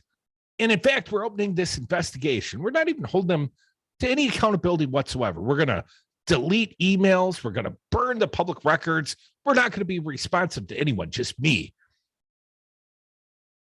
And now we have a report, although the giver of the report, that, very highly respected individual, I think Trump said something of the sort about the corrupted former Supreme Court justice. Well, he wasn't even under contract when he gave the report.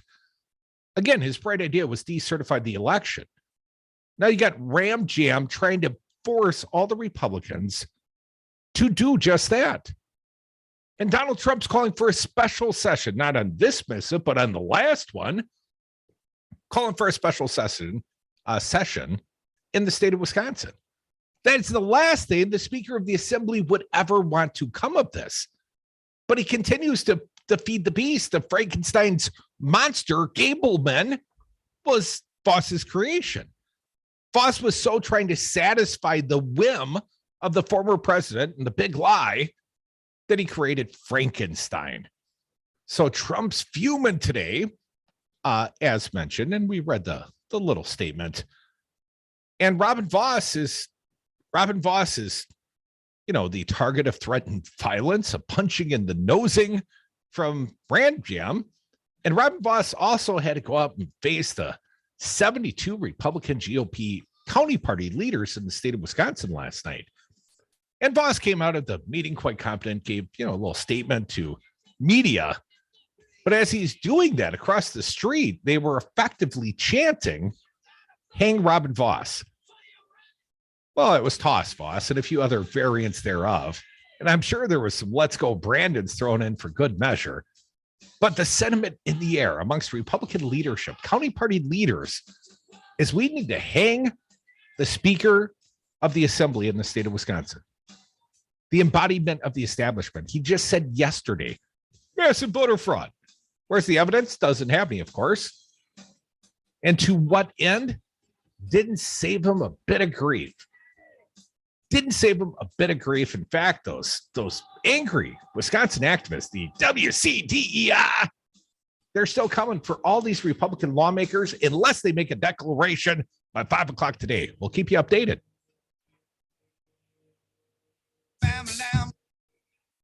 I award you no points. Taking them on their first real roller coaster. Okay, buddy, come on over. Let's measure. Okay. You're just tall enough. Yes! Getting back to the moments we miss starts with getting informed. Get the latest info about COVID-19 vaccines at getvaccineanswers.org. It's up to you. Brought to you by the Ad Council. President Trump lost the election. Joe Biden won the election. Collectively, Republicans got 1.661 million votes, 51,000 more votes than Trump got. He exhausted his cases. He exhausted the court challenges. All the Republicans voted for Trump the way they voted for the assembly candidates. He would have won. It was not rigged. It was not stolen. Donald Trump lost the election. Joe Biden won the election. It's really clear. This message was paid for by the People for People Corporation. Donate online at P4PPC.org. Save the $2 on tomorrow's paper. Listen to the Devil's Advocates today. My senator and yours, Ron Johnson. See a big story about him at the Hill this week in Hill.com. Wisconsin Democrats and Republicans both want Ron to run, but for different reasons. I think some Democrats think, oh, he's just so crazy. Of course we'll beat him, which is what they said about Trump too. Miss that guy? Not much. Not much. He used to come around. Check out the entire podcast library at darnwi.com. Spruce up your home with soy candles from Wisco Home Goods. I'm Don, one of the owners of this family-owned Midwestern business in Madison, Wisconsin. Our candles are 100% sustainable and come in a variety of unique blends and scents. Did you know our candle jars are also double old-fashioned glasses? That's right, buy a candle and you get a free cocktail glass. Check out our blog at wiscohomegoods.com/blog for more information. That's wiscohomegoods.com/blog.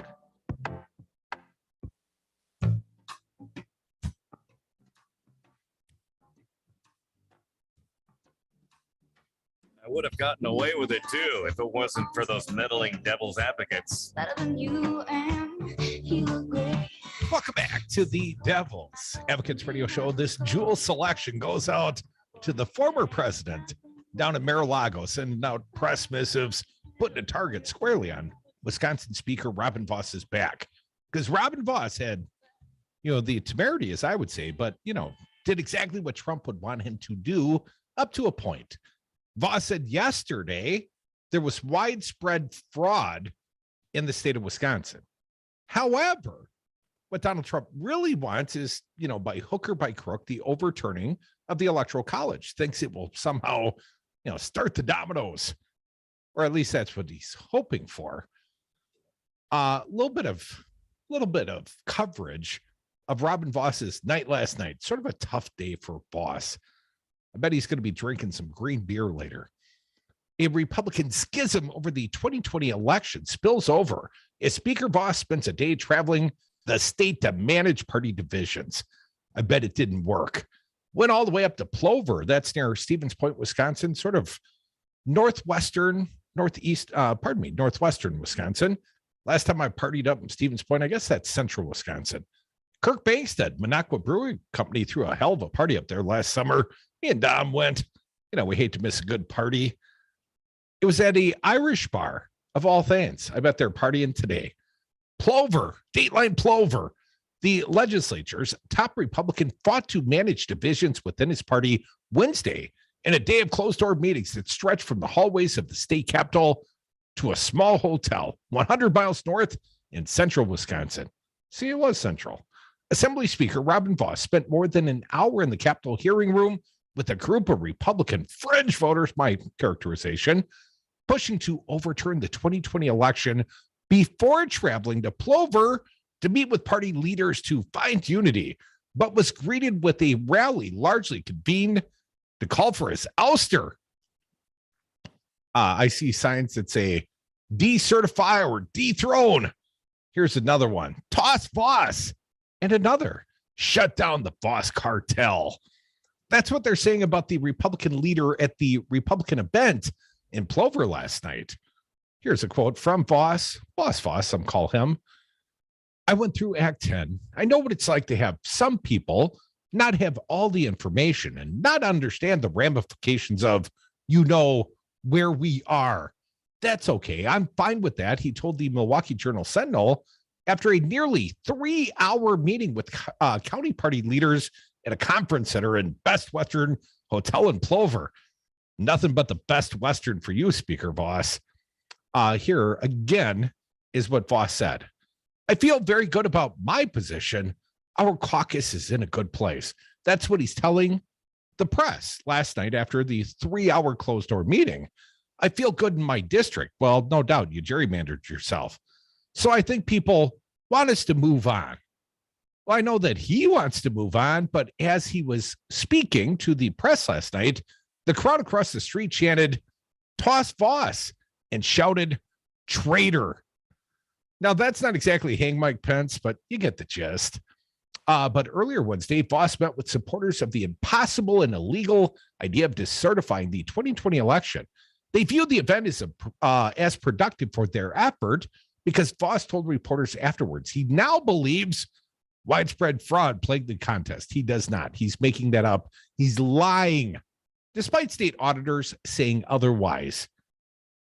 Here is what Jefferson Davis, the aptly named one of the leaders of this fringer movement, he has never said those words. So we got the needle to go from here to here. According to Jefferson Davis, the former Menominee Falls village president who met with Voss in the Capitol. And he told that to the Plover rally crowd. Dozens, I suspect. The rally featured Rep. Tim Rantham, the guy that threatened to punch Voss in the nose yesterday, who's running for governor in the Republican primary, largely on a platform of decertifying the 2020 election and the momentum that materialized after Voss disciplined him over false election claims. Well, the guy claimed that Voss had signed contracts with Hillary Clinton's lawyers, and they were all conniving together. That's what he says about the Republican leadership in the state. A little bit more. Rantham was kicked out of the Capitol meeting that morning by Voss, prompting Rantham to tell reporters assembled outside that Voss could be committing a crime by not advancing legislation to decertify the 2020 vote. But RamJam also did not provide evidence for the claim, meaning, is it against what law? What law, RamJam? Could you name the law? You cannot. Voss said he gathered a group pushing to override Biden's victory to hear their case for the idea of decertifying the 2020 election, which Voss and legal scholars have maintained is an illegal fantasy. Yeah, life is just a fantasy. But a growing number of Republicans in the party space agree it should happen. They want it to happen. According to the Langlade County GOP chairman, Terry Brand, here's his quote. I would say half the comments had to do with decertification, and the balance of them, a lot of them, didn't make any sense to me, said Brand, who supports the idea. They didn't even make sense to the fringer who was there. He's like, I don't even get what they're saying. I guess it was productive in the way that we identified how a lot of other county chairs feel about certain issues. It's the first time ever a meeting like this has been called. Yes, these are rare and unusual times.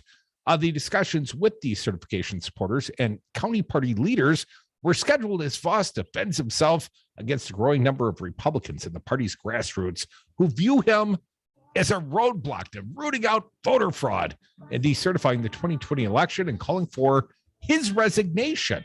Decertification backers brought American flags and signs that read, "Fix 2020 first," to the tiny third floor Capitol hallway outside the hearing room that also was held yesterday. They held signs that read, "Voss no mas," and "Prosecute Voss." Oh, they all rhyme, sort of. They brought them all to the rally in Plover. One last quote. I've tried to do my best to get this on the front burner, to get closure.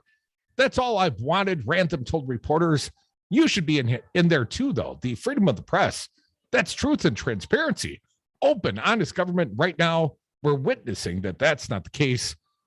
Well, I'm giving you your coverage and your Jewel song and reporting the fact that you, wanted to punch Robin Voss in the nose. I find that very newsworthy. Now come back. Joe Ozapecki, my Irish Dem strategist buddy from the great state of Wisconsin. We'll talk politics. Come back with us.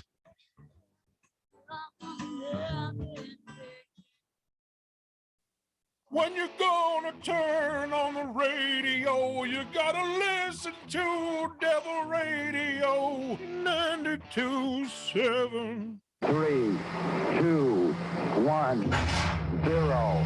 Hey, it's Rocker, and I'm lifting off from Sal's Tomato Pies, enjoying a brand new cocktail called the Cosmonaut. It's an improved take on the classic cocktail with Madison-made Rocker vodka, featuring orange liqueur, house-made citrus cordial, lime, and cranberry. Experience liftoff with the Cosmonaut, the new cocktail featuring Rocker vodka at Sal's Tomato Pies in Sun Prairie, Madison, and the Dark Horse Art Bar. Must be 21. Please drink responsibly.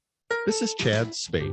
In 1992, I moved to Madison to pursue a PhD at UW, and I started a residential remodeling company called Chad's Carpentry. I was eager to make a difference, to change the world, and I soon realized that our remodeling company was a great place to start. We pride ourselves on understanding how houses work so that your home improvement project actually improves your home, and we love what we do. Good to see you again. How's it going, Joe? Bill.com. Hey, I'm all right. How are you? I'm well. Thanks for joining us. We are back in 3 minutes. 18 News Minutes. The National Transportation Safety Board says a 13-year-old boy was driving the pickup truck that crashed head-on into a New Mexico college golf team van, killing 6 team members, their coach, the boy, and a 38-year-old man who was also in the pickup. Investigators say the left front tire on the truck, a spare, blew out just before the high-speed crash on the 2-lane road Tuesday evening. A day after calling him a war criminal, President Biden calls Russian President Vladimir Putin a thug. Biden adds the world condemns Putin. We have to be united, and we certainly are. And Putin's brutality and what he's doing and his troops are doing in Ukraine is just inhumane. UN political chief Rosemary DiCarlo demands an international investigation of the hundreds, if not thousands, of civilian casualties and destruction of residential buildings, schools, and hospitals in Ukraine by the Russian military, and for those responsible be held accountable. I'm Tim McGuire. High prices don't get you a great network. A great network gets you a great network. It's why Total Wireless runs on the largest, most dependable network with nationwide 5G. And now our totally unlimited plan is just $50 a month for talk, text, and high-speed data that never run out. Get unlimited laughing, scrolling, unlimited everything. Total Wireless. Do amazing. Available at Total Wireless stores. Capable device and SIM required. Actual availability, coverage, and speed may vary. Total Wireless reserves the right to review your account after 60 gigs. Terms and conditions at totalwireless.com/terms. I had a nighttime routine for my frequent heartburn. I would drink milk. I would sleep upright with more pillows, but that painful burning stayed. So I made Prilosec OTC part of my morning routine. With just 1 pill in the morning, Prilosec OTC prevents excess acid production, blocking heartburn day and night. Now I have a new nighttime routine. I call it sleeping. Block heartburn all day and all night with Prilosec OTC. It's possible while taking Prilosec OTC. Use as directed for 14 days to treat frequent heartburn, not for immediate relief. For Devil Radio, 92.7 FM and WTTN 1580 AM. I'm Luke Mathers with your headlines. On Wednesday, Assembly Speaker Robin Vos met with a group that is calling for the decertification of Wisconsin's 2020 election, despite attorneys for the Wisconsin legislature saying there is no legal way for that to be done. After the meeting, Speaker Vos claimed without evidence that he thinks there was widespread fraud in 2020, but doubled down saying he cannot decertify the election results. The probe, authorized by Vos and run by Michael Gableman, has not come up with any evidence of widespread fraud after 9 months of work.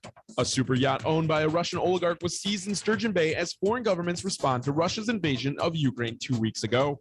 Cloudy skies in the forecast today with a 50% chance for rain throughout the afternoon and a high today of 53 degrees. Cloudy skies continue throughout the evening with scattered showers expected after midnight and an overnight low of 36 degrees. You're listening to Devil Radio 92.7 FM and WTTN 1580 AM.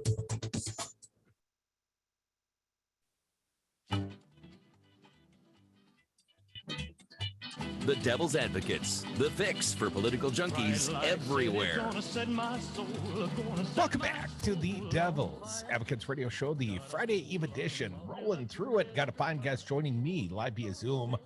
He is Joe Osapeki, my little Irish buddy. You're not wearing the green, man. Your Polish buddy, not your Irish buddy. I know we're all Irish today, but Polish. Osapeki. That's an Irish name, I thought. No, sir. Zapetsky.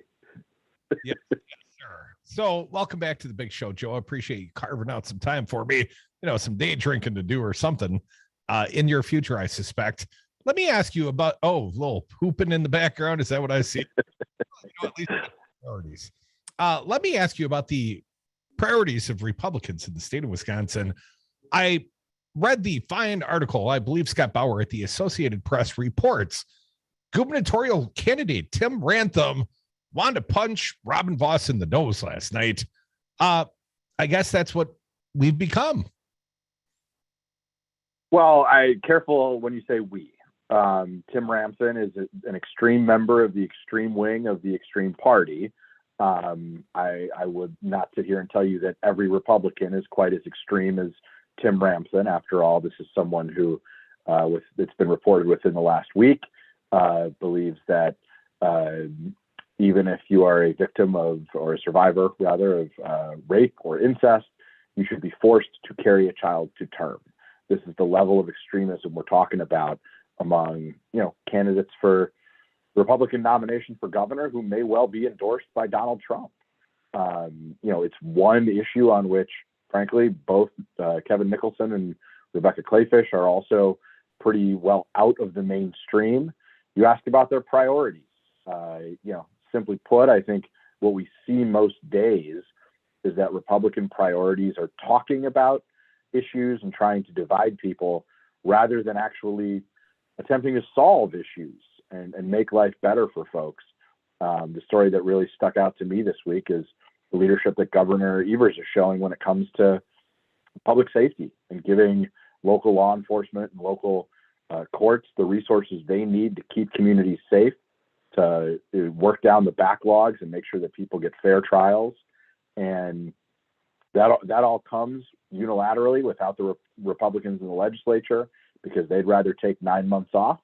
It comes at a time when Rebecca Clayfish, even though she starts her campaign announcement videos with things like, scare tactics around crime in the streets, the extent of what is on her website is, I'm going to support the police. Well, that's not a policy. That doesn't make anybody safer.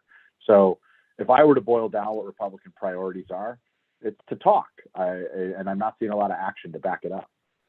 Well, yesterday, and I'm going to keep on Robin Voss for a minute longer because I like to see him. Sure.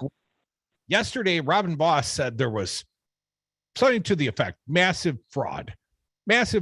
So he tipped his cap. He lied through his teeth because he knows better. He knows better. And he doesn't even believe it when he said it.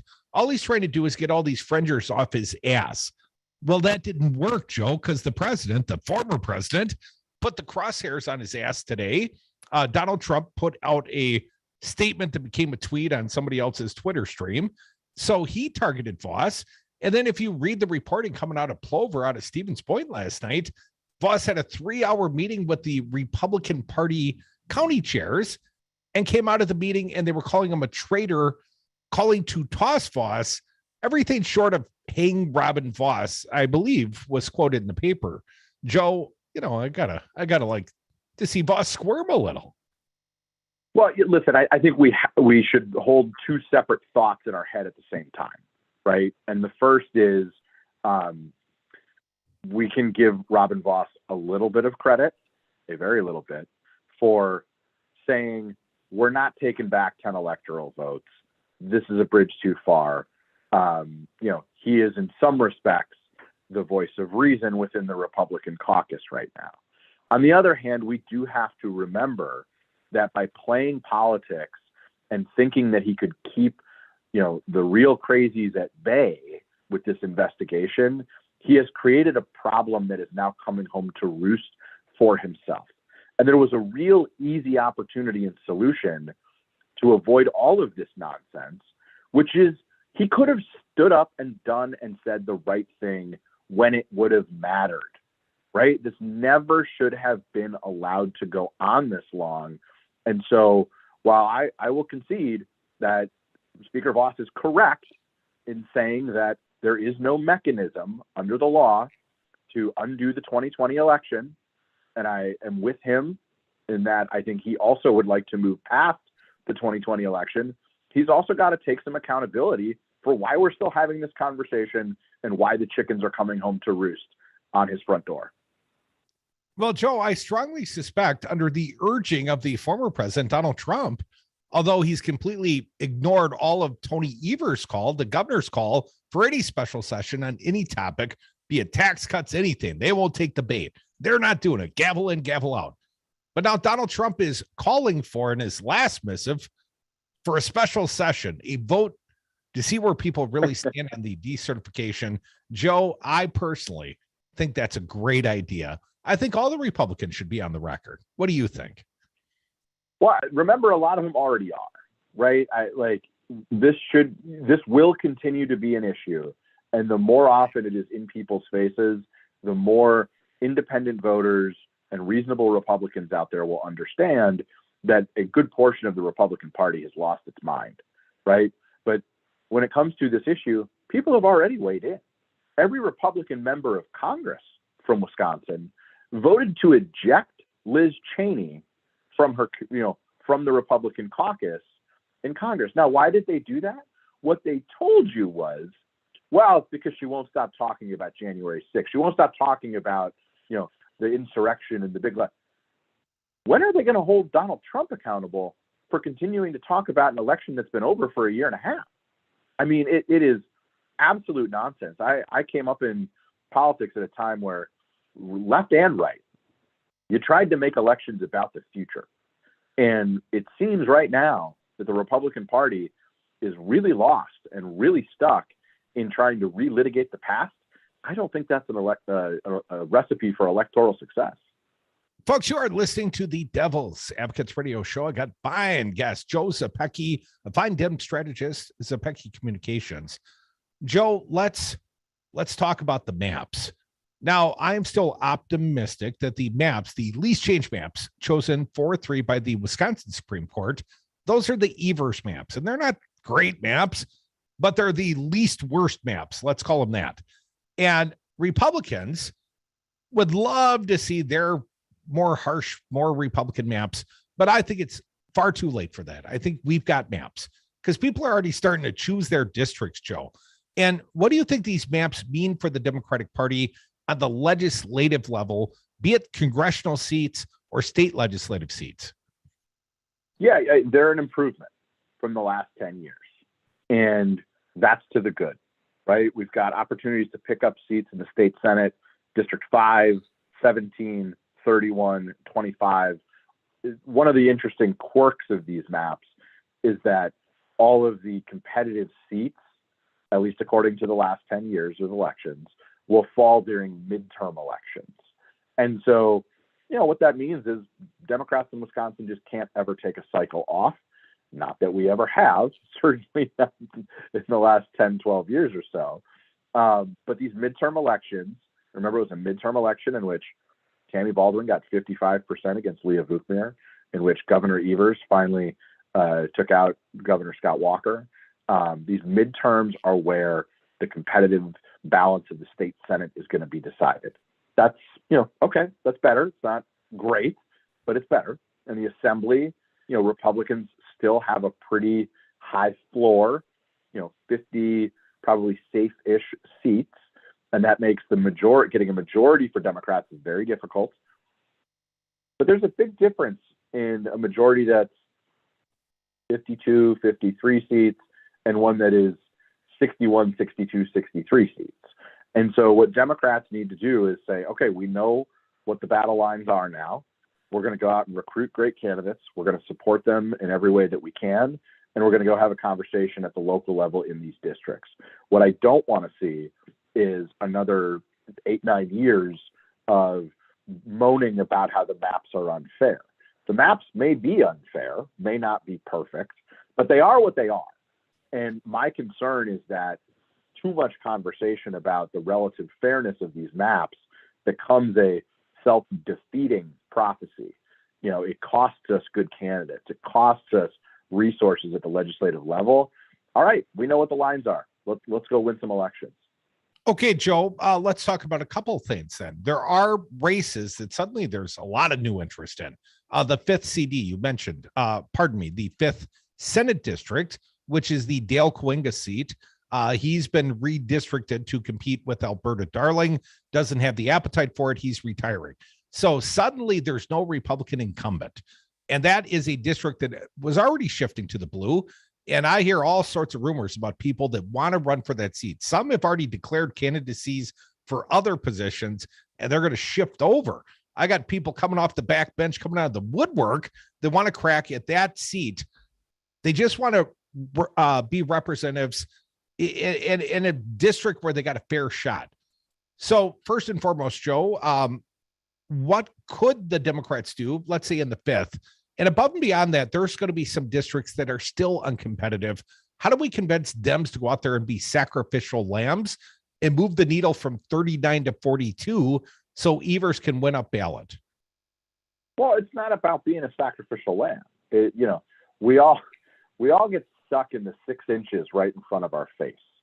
For many of us in politics, we get stuck in the next 2 years of an election cycle. What I would ask people to remember is history is long, right? The future is an awfully long time. And if you're only thinking 6 inches in front of your face or one election cycle in front of your face, you're never going to get very far. We face enormous challenges, starting with climate change, right? Polarization, income inequality. We don't have to do the whole list. But what we know is we need more people to understand the gravity of the situation and the proposals that progressives have to address them. The best vehicle for doing that is a political campaign in the 21st century. So you may lose a battle or two along the way if you're concerned about 6 inches or the next 6 months in front of your face, but we have to win this long-term fight for the future, and we can't do that without candidates in every corner of the state. Joe, do you think it's fair and a winnable proposition for Democrats to run on the propositions of Joe Biden and the victories of Joe Biden this far through his presidency? Is that a winning formula to your opinion? Sure. Yes, if that's where they are. If you are a Democrat who endorses 100% of everything that Joe Biden has done, then go out and say that. But if you don't fake it. That is what I would tell any Democrat running for office anywhere in Wisconsin or anywhere in the country. Be who you are. The Democratic Party is the big tent party, and you can both endorse, the nominations like that of Judge Ketanji Brown Jackson that Joe Biden has made to the Supreme Court, and you can disagree with the way that he handled some of the legislative fights over the last year and say, boy, I wish he would have done more on the infrastructure package around a green economy. But you got to be true to yourself. And that, I think, is the most important takeaway. I think President Biden is having a moment. His popularity will increase, but this is not a static thing. The more important thing is being authentic. That's where credibility comes from, and where you get those voters. And you and I have both met them, Crudy, where they say, I may not agree with so-and-so all the time, but I always know where they stand. People respect that, and they will vote for it, even if they're not with you on 100% of the issues. Joe, I respect the fact you're wearing Badger colors and not the green on St. Patty's Day. The Badgers playing in the Fiserv Forum tomorrow. Joe, did you get the rich guy tickets? You go into the game? No, I had an opportunity to buy one, but I would have had a very disappointed teenager in the house if he didn't get to come with. So I will be watching on the couch with our popcorn and enjoying it from home. Joe, you probably made the right choice. Probably. Appreciate you carving out some time for the Devil's Advocates. Our good friend, Joe Osapeki. Happy St. Patrick's to my favorite Irish Polish guy. Stay safe out there, everybody. Have a good one. Thanks, Joe. Come back. More Devils. We'll be right back. Thanks, Joe. That was awesome.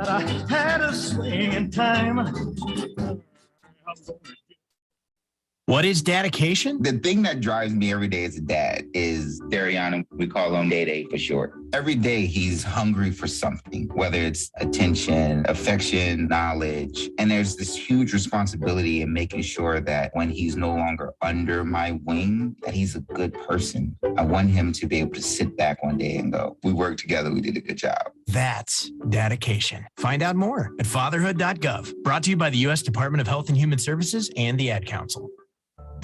Treat yourself to some Wisco Home Goods natural lotions or sugar scrub in 2022. I'm Don, one of the owners of this family-owned Midwestern business in Madison, Wisconsin. Our natural hand soaps, lotions, and sugar scrubs offer you the luxury you deserve. Wisco Home Goods self-care products come in a variety of scents you're sure to love. So go on, add a little pampering to your daily routine. Order at wiscohomegoods.com. Natural, healthy, nourishing self-care and more at wiscohomegoods.com.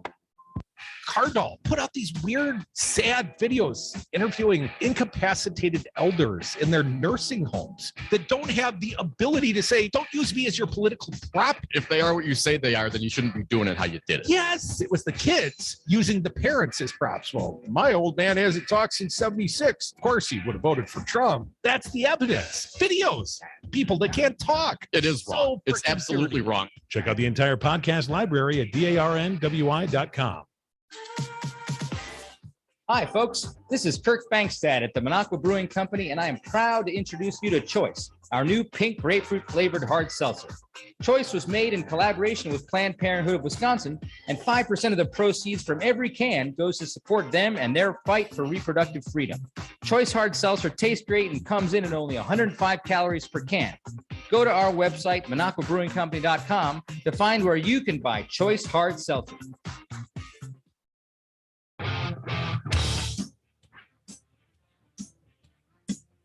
Kicking ass and taking names since the Wisconsin Uprising, the Devil's Advocates. Welcome back to the Devil's Advocates Radio Show. I want to thank my most recent guest, the fine one, Joe Ozapecki. Joe Zapecki Communications, STEM strategist, great state of Wisconsin. Always great to have a good friend like Joe come around. My little buddy Dominic's joining at 5 o'clock. You can join us in the interim on the phones at 844-967-2789. I sort of vacillate between what is the best method of running for election if you're a Democrat in this year's midterms. And my vacillation is between two basic themes. One is, what did the Democrats deliver? Well, the American Rescue Plan, they delivered a lot, and not always with Republican support. In fact, that last round, I seem to remember Ron Johnson didn't have any support to offer. Not to the American people anyways. Perhaps if there had been some rich guy tax cuts, well, you got Ron's vote. But he instead was the singular no. Stop the $1,400 checks. Eventually we got checks, but we got them from the Democrats, only Democrats. So my question is, do we talk about that? We the Dems. Do I message on their behalf? Do I, lay it out for them? Or do we talk about what happened at January 6th?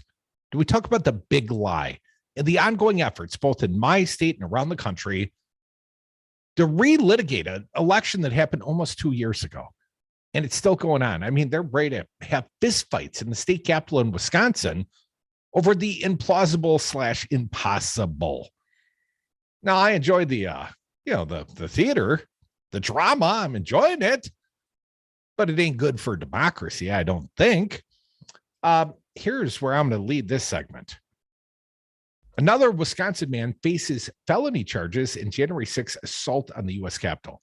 I'm sorry, folks. It's hard for me to move on to policy and governance when democracy is in doubt. Let me read from the reporting of Bruce Velmetti at the Milwaukee Journal-Sentinel. As part of the continuing investigation into the January 6, 2021 insurrection at the U.S. Capitol, federal authorities have charged a former Pulaski, Wisconsin man with several offenses related to the day's attack, including spraying bear repellent at police. Riley D. Casper, 23, was arrested in Ashland and appeared in federal court in Madison to face charges filed in the District of Columbia. He could face up to 20 years in prison if convicted of the most serious charge. Casper appeared in court Thursday in Madison and was released on the condition he not possess any dangerous weapons. Is that like any more dangerous weapons? How's this guy out on bail? There are plenty of Republicans, including Ron Johnson. If some black guy especially gets out on cheap bail and, reoffends, well, that's going to be an issue forever. You can't even be a federal justice. But, if you're a January 6th insurrectionist, if you face 20 years in prison, you just walk away? Really? That doesn't feel like equal justice to me. Now, Casper appeared in court today. As mentioned, his next hearing is before a DC magistrate judge on March 22nd via Zoom. According to court records, on January 21st of last year, an informant directed to the FBI to a YouTube video showing a man who the FBI says turned out to be Casper, spraying what looks like bear repellent and officers during the attack on the Capitol. Agents got a search warrant for Casper's Facebook account in November. Casper had posted photos of his drive to D.C. from former President Donald Trump's rally just before the crowd invaded the Capitol, and video taken from the vanguard of the crowd as it breached barriers. One Facebook friend responded to Casper that Casper was right there when the fences went down, to which he responded, Yeah, bro, I didn't drive 14 hours for nothing. He also posted, and this might be a damning statement at sentencing.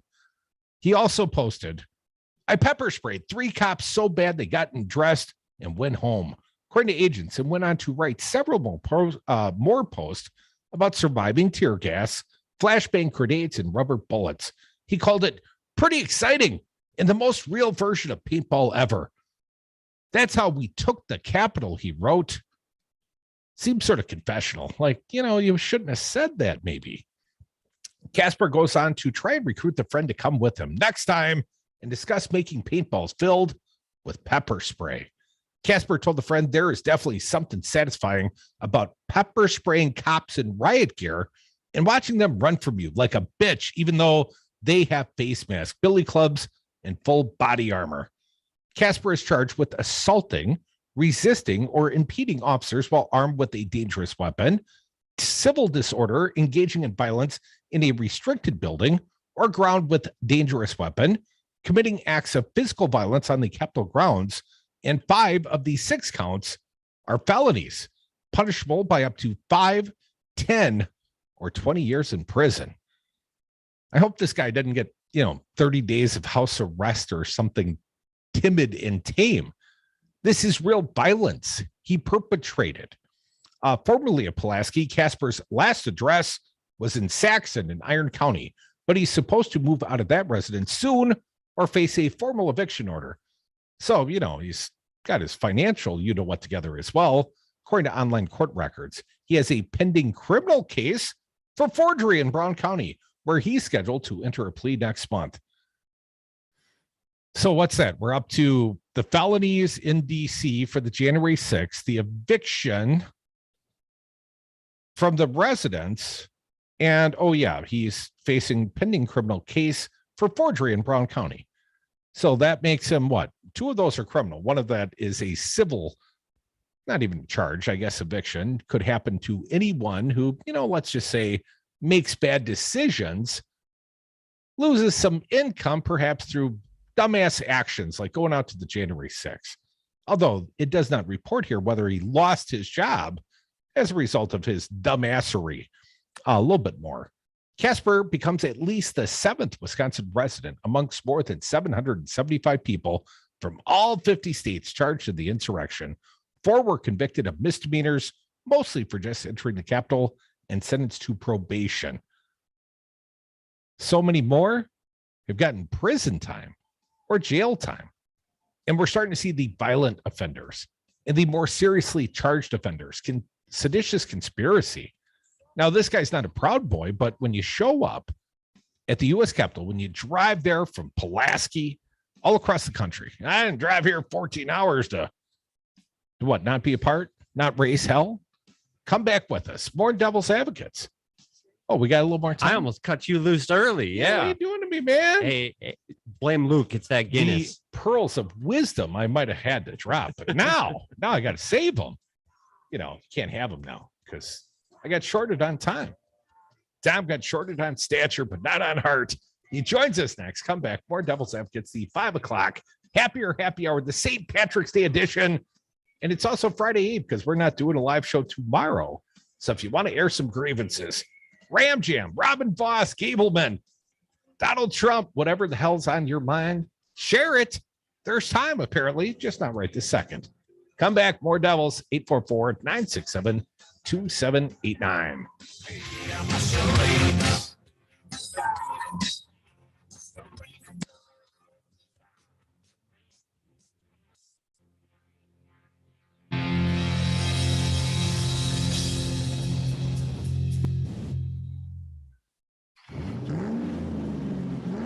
This is Pat Slattery of Slattery's Automotive Service in Verona. Established in 1973, I've been servicing and repairing cars in the Madison community for nearly 50 years. You can trust me to tell you what your car really needs and fix it right the first time. Give me a call at 608-848-6123 to schedule an appointment today. Slattery's Automotive Service, your trusted choice for local service and repairs for all your automotive needs. This week's Matt Flynn Direct is all about Waukesha. Hi, I'm Alderman Don Brown, host of This Week in Waukesha, and I'll be filling in for Matt and talking all things Waukesha, including our incredible South basketball team. Join us for a special St. Patrick's Week with Waukesha's favorite Irishman. That's me. Is your smartphone really a smartphone if it doesn't have the Devil Radio app? No, it isn't. Download the Devil Radio app in the Apple or Google Play Store and listen to the greatest radio station ever whenever you're on the go or stationary or whatever. It doesn't matter. The Devil Radio app, streaming 24/7. You are listening to WTTN 1580 AM Columbus, W224 EG Madison, always streaming on the Devil Radio app. AP News, I'm Tim McGuire. President Biden says Russia's Vladimir Putin is a thug. Putin's brutality and what he's doing and his troops are doing in Ukraine is just inhumane. Yesterday, Biden called him a war criminal. Secretary of State Antony Blinken agrees. Intentionally targeting civilians is a war crime. After all the destruction of the past 3 weeks, I find it difficult to conclude that the Russians are doing otherwise. The State Department confirms an American man was killed in a Russian attack in Chernihiv, Ukraine. Cheryl Hill Gordon, in a Facebook posting, says her brother Jim Hill was one of 10 people killed when Russian troops opened fire on a bread line yesterday. Hill, a university lecturer in Kyiv, was in the city seeking medical treatment for his partner. Hill, originally from Minnesota, is at least the second U.S. citizen killed in the conflict. Journalist and filmmaker Brent Renaud died last week. The House votes to further restrict Russian trade. Here's the AP's Mike Gracia. Congress is moving to further punish Russia's economy for its invasion of Ukraine. The House voted overwhelmingly Thursday to suspend normal trade relations with Russia and Belarus. The vote was 424-8, with 8 Republicans voting no. The action, in coordination with the European Union and Group of 7 countries, would revoke most favored nation trade status for Russia. The Senate is expected to take up the measure for final passage. Mike Gracia, Washington. National Transportation Safety Board investigators say a 13-year-old boy was driving the pickup involved in a head-on crash with a van carrying a New Mexico college golf team Tuesday evening in West Texas. The boy and a 38-year-old man with him in the pickup were killed, along with 6 team members and their coach. The investigators add a spare tire on the front left of the truck blew out just before the crash. The NTSB Vice Chairman Bruce Landsberg says it's not clear how fast the 2 vehicles were traveling, but it was clearly a high-speed crash. This is AP News. High prices don't get you a great network. A great network gets you a great network. It's why Total Wireless runs on the largest, most dependable network with nationwide 5G. And now our totally unlimited plan is just $50 a month for talk, text, and high-speed data that never run out. Get unlimited laughing, scrolling, unlimited everything. Total Wireless. Do amazing. Available at Total Wireless stores. Capable device and SIM required. Actual availability, coverage, and speed may vary. Total Wireless reserves the right to review your account after 60 gigs. Terms and conditions at totalwireless.com/terms. I had a nighttime routine for my frequent heartburn. I would drink milk. I would sleep upright with more pillows, but that painful burning stayed. So I made Prilosec OTC part of my morning routine. With just 1 pill in the morning, Prilosec OTC prevents excess acid production, blocking heartburn day and night. Now I have a new nighttime routine. I call it sleeping. Block heartburn all day and all night with Prilosec OTC. It's possible while taking Prilosec OTC. Use as directed for 14 days to treat frequent heartburn, not for immediate relief. This is the radio station you were looking for. Devil Radio 92.7. It surrounds us. It penetrates us. It binds the world together. Help me, Devil Radio. You're my only hope. 3, 2, 1, 0. Hey, it's Rocker, and I'm lifting off from Sal's Tomato Pies, enjoying a brand new cocktail called the Cosmonaut. It's an improved take on the classic cocktail with Madison-made Rocker vodka, featuring orange liqueur, house-made citrus cordial, lime, and cranberry. Experience liftoff with the Cosmonaut, the new cocktail featuring Rocker vodka at Sal's Tomato Pies in Sun Prairie, Madison, and the Dark Horse Art Bar. Must be 21. Please drink responsibly. At Chad's Design Build, we care deeply about the quality of the services that we provide to our clients. An excellent remodeling experience requires communication, honesty, accuracy, and a detailed plan, all of which helps to create a satisfied client. And these commitments spell our name. To learn more about the Chad's remodeling experience, go to chadsdesignbuild.com. Building a better world, one remodeled home at a time, and celebrating 30 years of excellence. Do you need to hire? Let Devil Radio help your business find the right candidate with our Help Wanted half minutes. Devil Radio will create a 30-second job listing for your business. Play it on Devil Radio for the month. We'll feature your job listing during Afternoon Drive on Fridays, and we'll even publish your help wanted listing on devilradio927.com's website, all for just $300 per month. If you're hiring, Devil Radio can help. Call today. From Wisconsin Dells to Dousman, WTTN 1580 AM is essential radio to get you through the pandemic.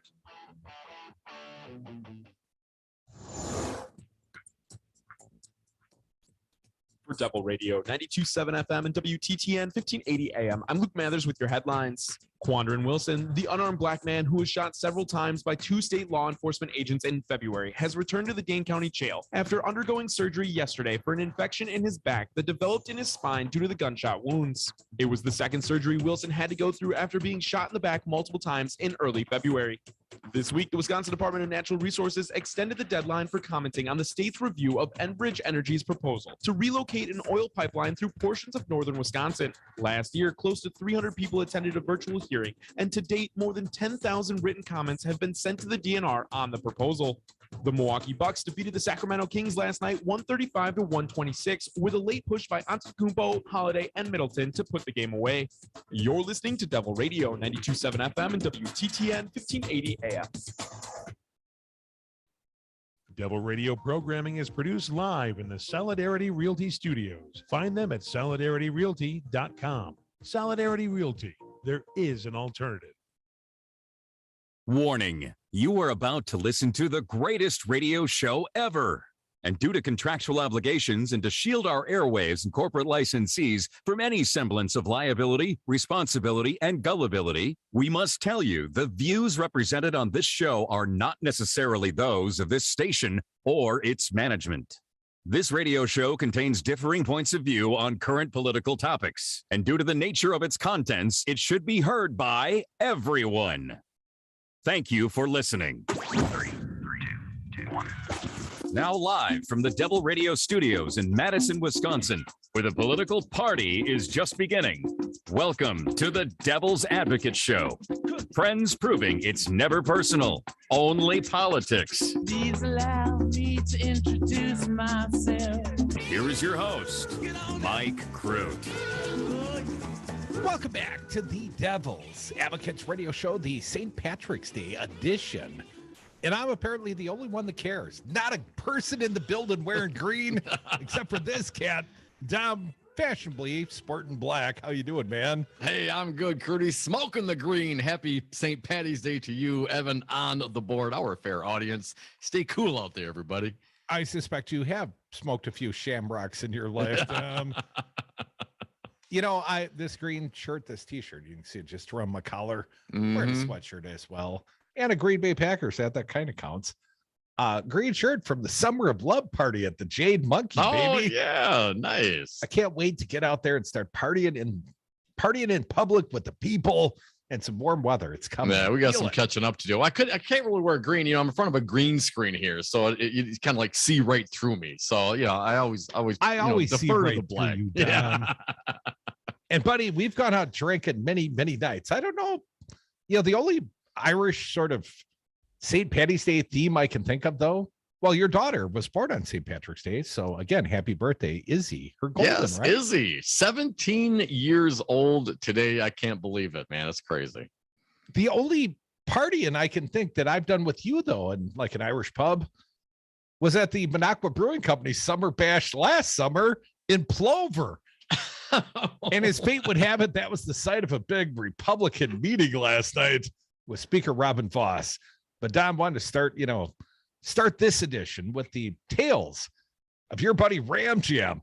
Just hear what he told the Associated Press. He met with Speaker Robin Voss, but the actual meeting part, not just the waiting in the waiting room part. When that happened, Speaker Voss threw the gubernatorial candidate out on his ass, out to the cheers of the fringer throngs in the hallway of misfit toys there at the state capitol. Well, RamJam's running for governor, and apparently Assembly Speaker Voss didn't want this event held yesterday to turn into a campaign rally. for RamJam. So it was he had to go. He had to leave. Well, the meeting about the decertification of the 2020 election, God knows you don't want that to devolve into politics. Yeah. Right. Curdy, RamJam was quoted as saying he wanted to punch Speaker Voss right in the nose. Now, Dom, you and I have gone out, late, bar time drinking.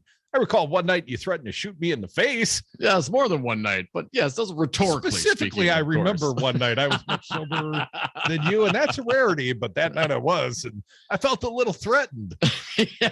But in all of our 30 years of partying together, my friend, has it ever crossed your mind, I'm going to punch Crudy in the nose?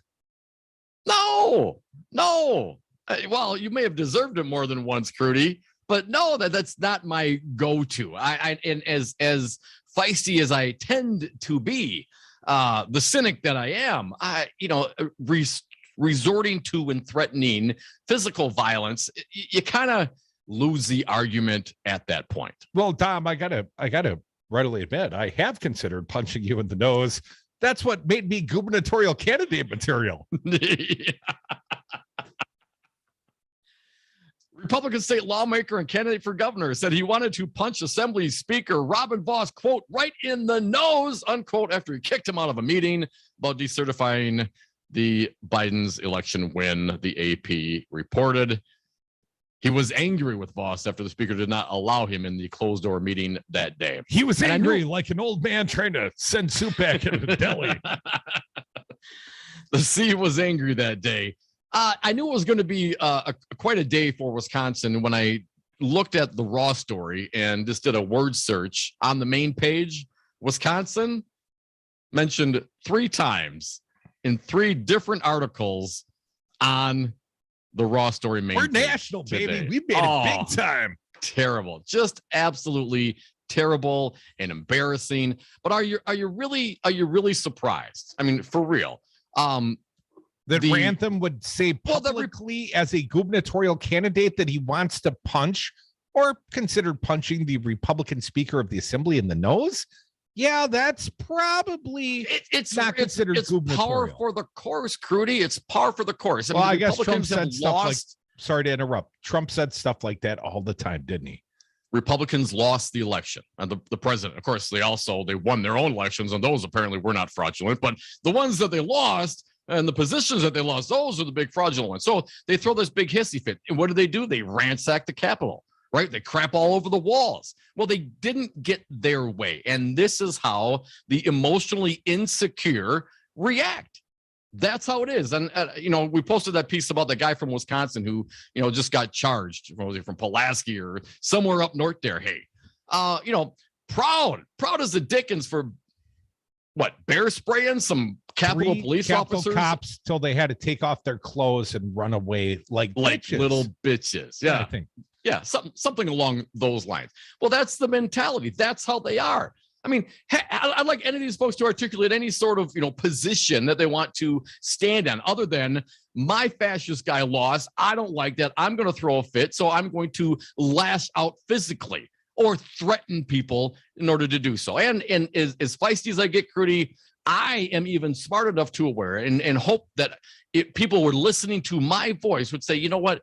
Resorting to physical violence to settle these kinds of differences is really not the way that a civilized society goes through, handling problems or governing. That's why we have the system that we have, so we don't have to worry about trying to beat each other up in the streets. And when you lose those challenges, when you lose the election, when you lose in the courts, and you constantly lose, and your only reaction is not to fall back, kind of collect yourselves, maybe evaluate what your positions are, maybe evaluate what your messaging has been. Oh, no, they strike out, they strike back, and if you don't go along with them, they're going to beat you down. And that is essentially what the Republican Party is, led by Donald Trump, and now here in the state of Wisconsin, RamJam. Dominic, I recall a day on Brady Street, you on the stoop talking trash to people walking by and talking too loud, yelling, screaming, probably doing something you perceive they shouldn't be doing. And you were out there very bold that day. And of course, we did have a glass front studio, and they could see, all 6'5", 350 of Fancy Brian. It's easy to be bold with all Fancy Brian 6'5", 300-ish of Fancy Keith. And then I think Daryl Ingram was also in the studio that day, the former Green Bay Packer, who probably goes about 3. You know, those are some drinking buddies. You know, you could be brave when you got guys like that on your back. But, you know, Rantham's going to run into the wrong character someday. He's going to talk trash. And a guy like Speaker Robin Voss is going to give him the prison shiv right between the ribs. Yeah, it's unfortunate. It really is, man. You know, I heard you speak before, and we've talked about it. While the entertainment value for those of us who love to see the Republican Party continue to implode, it is really. Are you not entertained? I mean, yeah, but not. I'd rather talk about other things. You know, I'd rather talk about the NCAA tournament today. I'd rather talk about, you know, policy and politics, but not physical violence. And this is physical violence threatened against members of their own party. I mean, no wonder why the guy called the cops on us when we were in the Capitol. Rantham specifically called the cops on us. Apparently didn't like the tone of our Christmas caroling. Or the tone of my questions. Now, Dominic, I had seen a piece, I think you published it perhaps on our Facebook page, sort of pointed out so many of the violent offenders in this nation are white males that are perceived or perceive themselves to be involuntary celibacy. Yes. Incels. Yes. Incels. I had no idea that was a thing. Well, that's because you're not celibate. Not one of them. You never had any trouble getting laid as long as I've known you in my life. As a married man, I know you got a missus at home or wherever she's traveling, Northern California. But, you know, I know you guys are good. You guys have a plan. But I'm just telling you, there are some people out there that can't get no loving. Not even on St. Patty's Day. Yeah, where you drink a little too much. And that girl sure does look pretty over there. I'm Irish. Kiss me, I'm Irish. And then you get slapped in the face. And you go back home and you just ruminate on it. And apparently, I think Tim Rantham might fall amongst the I'm not saying it might explain some of the anger. You know, as a party, they don't get laid much. That's just, you know, my assumption. You know, it is, and while we certainly joke about it to some degree, it was the Who's FBI joking? or Homeland Security. I mean, they are concerned about this group Yes. of individuals in this country who not only, you know, have that angst about not being able to, you know, find love in all the right places, but have the attitude that think that they are owed it. You know, that women owe them and then they can't say no. And, you know, that kind of mentality is certainly dangerous. But the fact that, you know, our government has looked at that population, that subsection of American society and decided, yeah, if stuff's going to go down, it's probably going to happen with these kinds of folks. Well, Tim Rantham is married with children and grandchildren. So presumably, you know, during the course of his marriage, he's had relations. He consummated the marriage a few times. But, you know, I can't predict whether or not that's been an ongoing thing. Some marriages get cold. Yes, that they do. Some partners, you know, the love's just not the same as it once was, you know. Oh, and sometimes the plumbing doesn't work like it used to. And there's all sorts of reasons why there could be angst for, you know, white men in this country. But are you kidding me? I mean, when are white men in America going to catch a break, right? What's this talk of plumbing not working?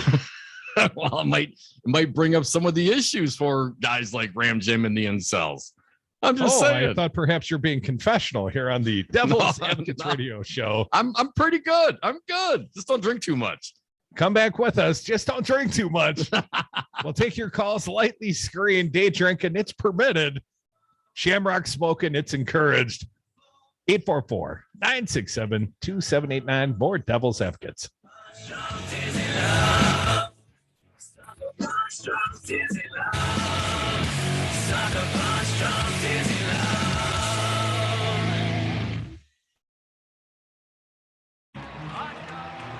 Taking your kids to their first baseball game.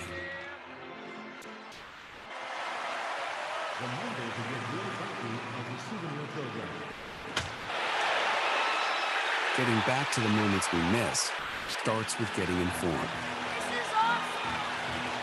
Get the latest info about COVID-19 vaccines at getvaccineanswers.org. It's up to you. Brought to you by the Ad Council. President Trump lost the election. Joe Biden won the election. Collectively, Republicans got 1.661 million votes, 51,000 more votes than Trump got. He exhausted his cases. He exhausted the court challenges. All the Republicans voted for Trump the way they voted for the assembly candidates. He would have won. It was not rigged. It was not stolen. Donald Trump lost the election. Joe Biden won the election. It's really clear. This message was paid for by the People for People Corporation. Donate online at p4ppc.org. The Devil's Advocates, because freedom. But Dom, we've been following a couple of big stories this week. Truck Convoy leader has no idea where he is and is driving in circles around I-495. He didn't know precisely where he was going anyways or where he was at the time. Apparently, he put the convoy back on the road, headed back up north, and now he's back in Scranton. So I totally would have protested this tyranny, but damn, the traffic was so bad. Follow the Devil's Advocates on Facebook and Twitter. Spruce up your home with soy candles from Wisco Home Goods. I'm Don, one of the owners of this family-owned Midwestern business in Madison, Wisconsin. Our candles are 100% sustainable and come in a variety of unique blends and scents. Did you know our candle jars are also double old-fashioned glasses? That's right, buy a candle and you get a free cocktail glass. Check out our blog at wiscohomegoods.com/blog for more information. That's wiscohomegoods.com/blog.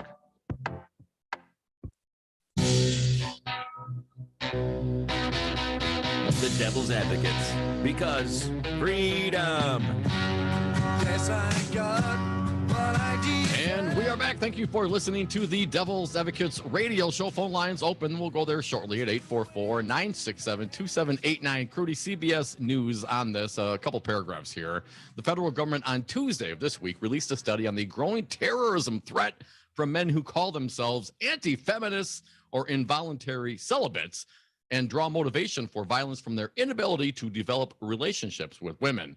Since 2014, attacks inspired by the incel movement and spanning the U.S. and Canada have left dozens dead. Early intervention and behavioral threat assessments could be the difference between life and death for women targeted by the growing ideology. According to the 26-page report, it concluded that while there is no one profile of an individual who plans or executes an act of targeted violence, investigators must consider potential targets when seeking to thwart attacks, as suspects routinely, quote, explore multiple targets during the planning process before making their final selection. The U.S. Secret Service's National Threat Assessment Center did this report, took a deep dive, and put this one out. yeah, it's kind of scary. You know who for real. I think could be the incel whisperer? Our college roommate, Joe. Joe could set the example. Here's how you do it.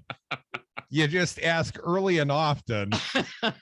You introduce yourself to every girl at the party and say, hey, what are you doing like now? Perhaps it worked for Joe. It worked for Joe. For those folks, I mean, again, is there any self-reflection on this? I mean, really, you think like women owe you something? Yes, they feel like women owe them sex. It may not be a specific woman, but I think they feel that way. I think that's why Alexandria Ocasio-Cortez is so often targeted, because I think she turns on all the incels. They love to hate her. Oh, they do. 844-967-2789. Dom, some of the incels love to love you too. Okay. Jeannie from Eau Claire. Oh, Jeannie from Madison. Some Jeannie, welcome. That's my Hey, Jeannie. Eau Claire? Yeah, you're the only Jeannie we like and take on the Jeannie show. from Eau Claire. All right. Come on, Evan. Hey, Jeannie, welcome. What do you got for us? You can say love you, baby. Anyway, you guys. Anyhow, when you guys were talking about the person that assaulted a peace officer and, maybe able to get his hand slapped, and I just keep thinking about when I watched you guys, protesting at the Capitol and those elderly women getting their hands cuffed behind their backs by the Republicans. for singing in the Capitol. I just, and the one, I think he was a vet that fell down the stairs as he had to try to maneuver his way down the stairway and falling down the stairs. I mean, I was so thankful that people were videoing these things and putting them up on YouTube, because our side of the state, we didn't hardly see any of this. And in fact, we're not hearing very much about what Boss is doing on our side of the state. So when this Bobby called in yesterday, this is significant, because I've been checking all our stations, seeing what they're covering, and they're not covering much of what the people with the R after their name are doing in our state. So I'm so thankful you guys are there. Please keep up the great work. And you know what? Those guys that are targeting women that don't get none, these men that don't get none, I really would love to know about their upbringing and how their mothers treated them, and maybe they just, don't have a good experience with mothers that were very caretaking. You never know. I don't think it's the mom's fault. I think far more often, Jeannie, it's the father's fault. The fathers are either distant, they're domestic abusers of the mothers of these future incels. And the thing that seemingly is the common bond in the report I read is people that are domestic abusers tend to be the people that become violent eventually. If there's a commonality, like Dom talks about, milk is a precursor to taking heroin or whatever, whatever analogy. Causation or correlation. Yeah. Well, there is correlation between those that have displayed prior incidents of domestic abuse and future violence of this sort. Makes sense. Thanks, guys. Keep up the great work. Bye. Thanks, Jenny. Appreciate the call. I bet that girl's partying for St. Patty's.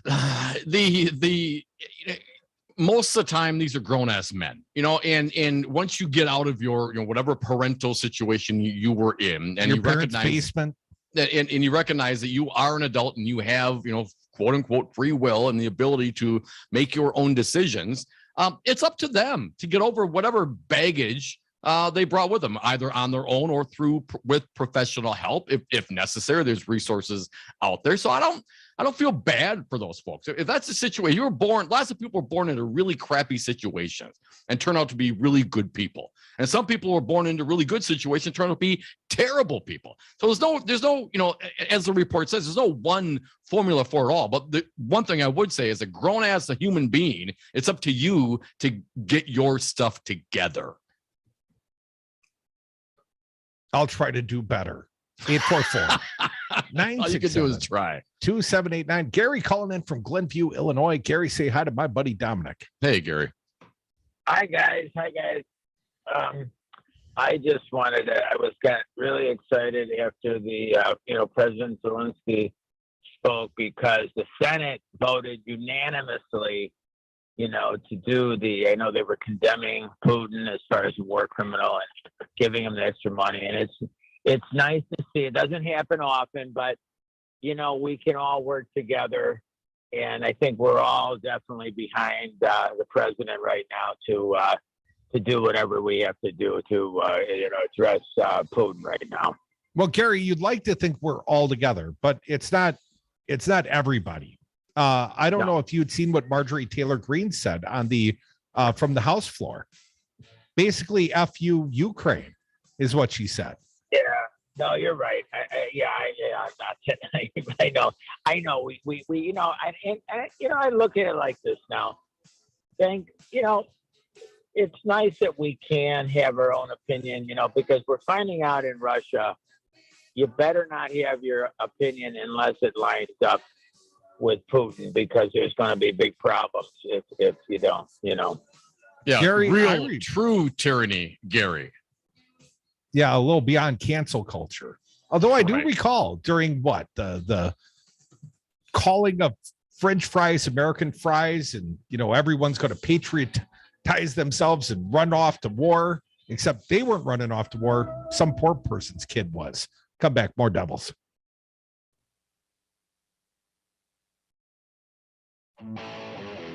Here we are, the young contender, scrappy, controversial, has an impressive reach. Devil Radio 92.7. Here on Devil Radio, the happy hour is always the happiest hour of the day. If you want to end your day on a high note, join the happy hour at the all-new Dark Horse Art Bar, 756 East Washington Ave, right next to Salvatore's Tomato Pies. Happy hours now Tuesday through Saturday, 4 to 6 p.m. with drink and wine specials and $1 slices, and always free parking in our building. The Dark Horse Art Bar. Enjoy this unique, funky, cool space. Surround yourself with art with featured local, regional, and national artists. New shows each month. This week's Matt Flynn Direct is all about Waukesha. Hi, I'm Alderman Don Brown, host of This Week in Waukesha, and I'll be filling in for Matt and talking all things Waukesha, including our incredible South basketball team. Join us for a special St. Patrick's Week with Waukesha's favorite Irishman. That's me. Stream progressive news and talk 24/7, as well as download exclusive podcasts and interviews at devilradio927.com. That's devilradio927.com. Ukraine war. I'm Tim McGuire with an AP Newsminute. Secretary of State Antony Blinken says the focus is to end the war in Ukraine, followed by accountability. When all is said and done, an independent Ukraine will be there. And at some point, Vladimir Putin will not. The real question is how much death and destruction is going to occur in the meantime. Blinken says he is concerned about what might happen next in Ukraine. We believe that Moscow may be setting the stage to use a chemical weapon and then falsely blame Ukraine to justify escalating its attacks on the Ukrainian people. Rescue workers are searching for survivors in the ruins of a theater blown apart by a Russian airstrike in Mariupol, while scores of Ukrainians have died in attacks on a school, a hostel, and an indoor pool complex being used as a shelter by women and children. The sister of a U.S. university lecturer says he was one of 10 people killed while standing in a bread line in Chernihiv. Local officials there say the bodies of 53 people have been brought to the city morgue in the past day. I'm Tim McGuire. High prices don't get you a great network. A great network gets you a great network. It's why Total Wireless runs on the largest, most dependable network with nationwide 5G. And now our totally unlimited plan is just $50 a month for talk, text, and high-speed data that never run out. Get unlimited laughing, scrolling, unlimited everything. Total Wireless. Do amazing. Available at Total Wireless stores. Capable device and SIM required. Actual availability, coverage, and speed may vary. Total Wireless reserves the right to review your account after 60 gigs. Terms and conditions at totalwireless.com/terms. I had a nighttime routine for my frequent heartburn. I would drink milk. I would sleep upright with more pillows, but that painful burning stayed. So I made Prilosec OTC part of my morning routine. With just one pill in the morning, Prilosec OTC prevents excess acid production, blocking heartburn day and night. Now I have a new nighttime routine. I call it sleeping. Block heartburn all day and all night with Prilosec OTC. It's possible while taking Prilosec OTC. Use as directed for 14 days to treat frequent heartburn, not for immediate relief. For Devil Radio 92.7 FM and WTTN 1580 AM. I'm Luke Mathers with your headlines. Yesterday, a Dane County judge denied a request by Chandler Halderson to skip his sentencing hearing today, where the 24-year-old will find out if he will ever be eligible for parole after he was convicted in January of killing and dismembering his parents last July. This week, paper manufacturer Georgia Pacific announced it is closing one of its mills in Green Bay while making investments in another facility within the city. Wisconsin Lieutenant Governor and Democratic candidate for U.S. Senate Mandela Barnes announced yesterday that he has contracted COVID-19, but stated that he is vaccinated and he encourages all Wisconsinites to get vaccinated against the virus. Cloudy skies in the forecast today with a 50% chance for rain throughout the afternoon and a high today of 53 degrees. Cloudy skies continue throughout the evening with scattered showers expected after midnight and an overnight low of 36 degrees. You're listening to Devil Radio 92.7 FM and WTTN 1580 AM.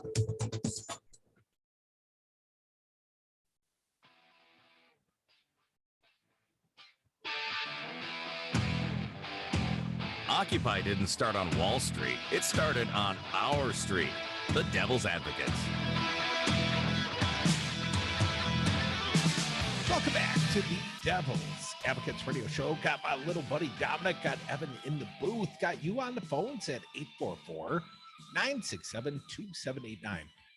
Dominic, there have been two politicians that have looked at me with sort of a disdainful look, and I think they want to punch me right in the nose.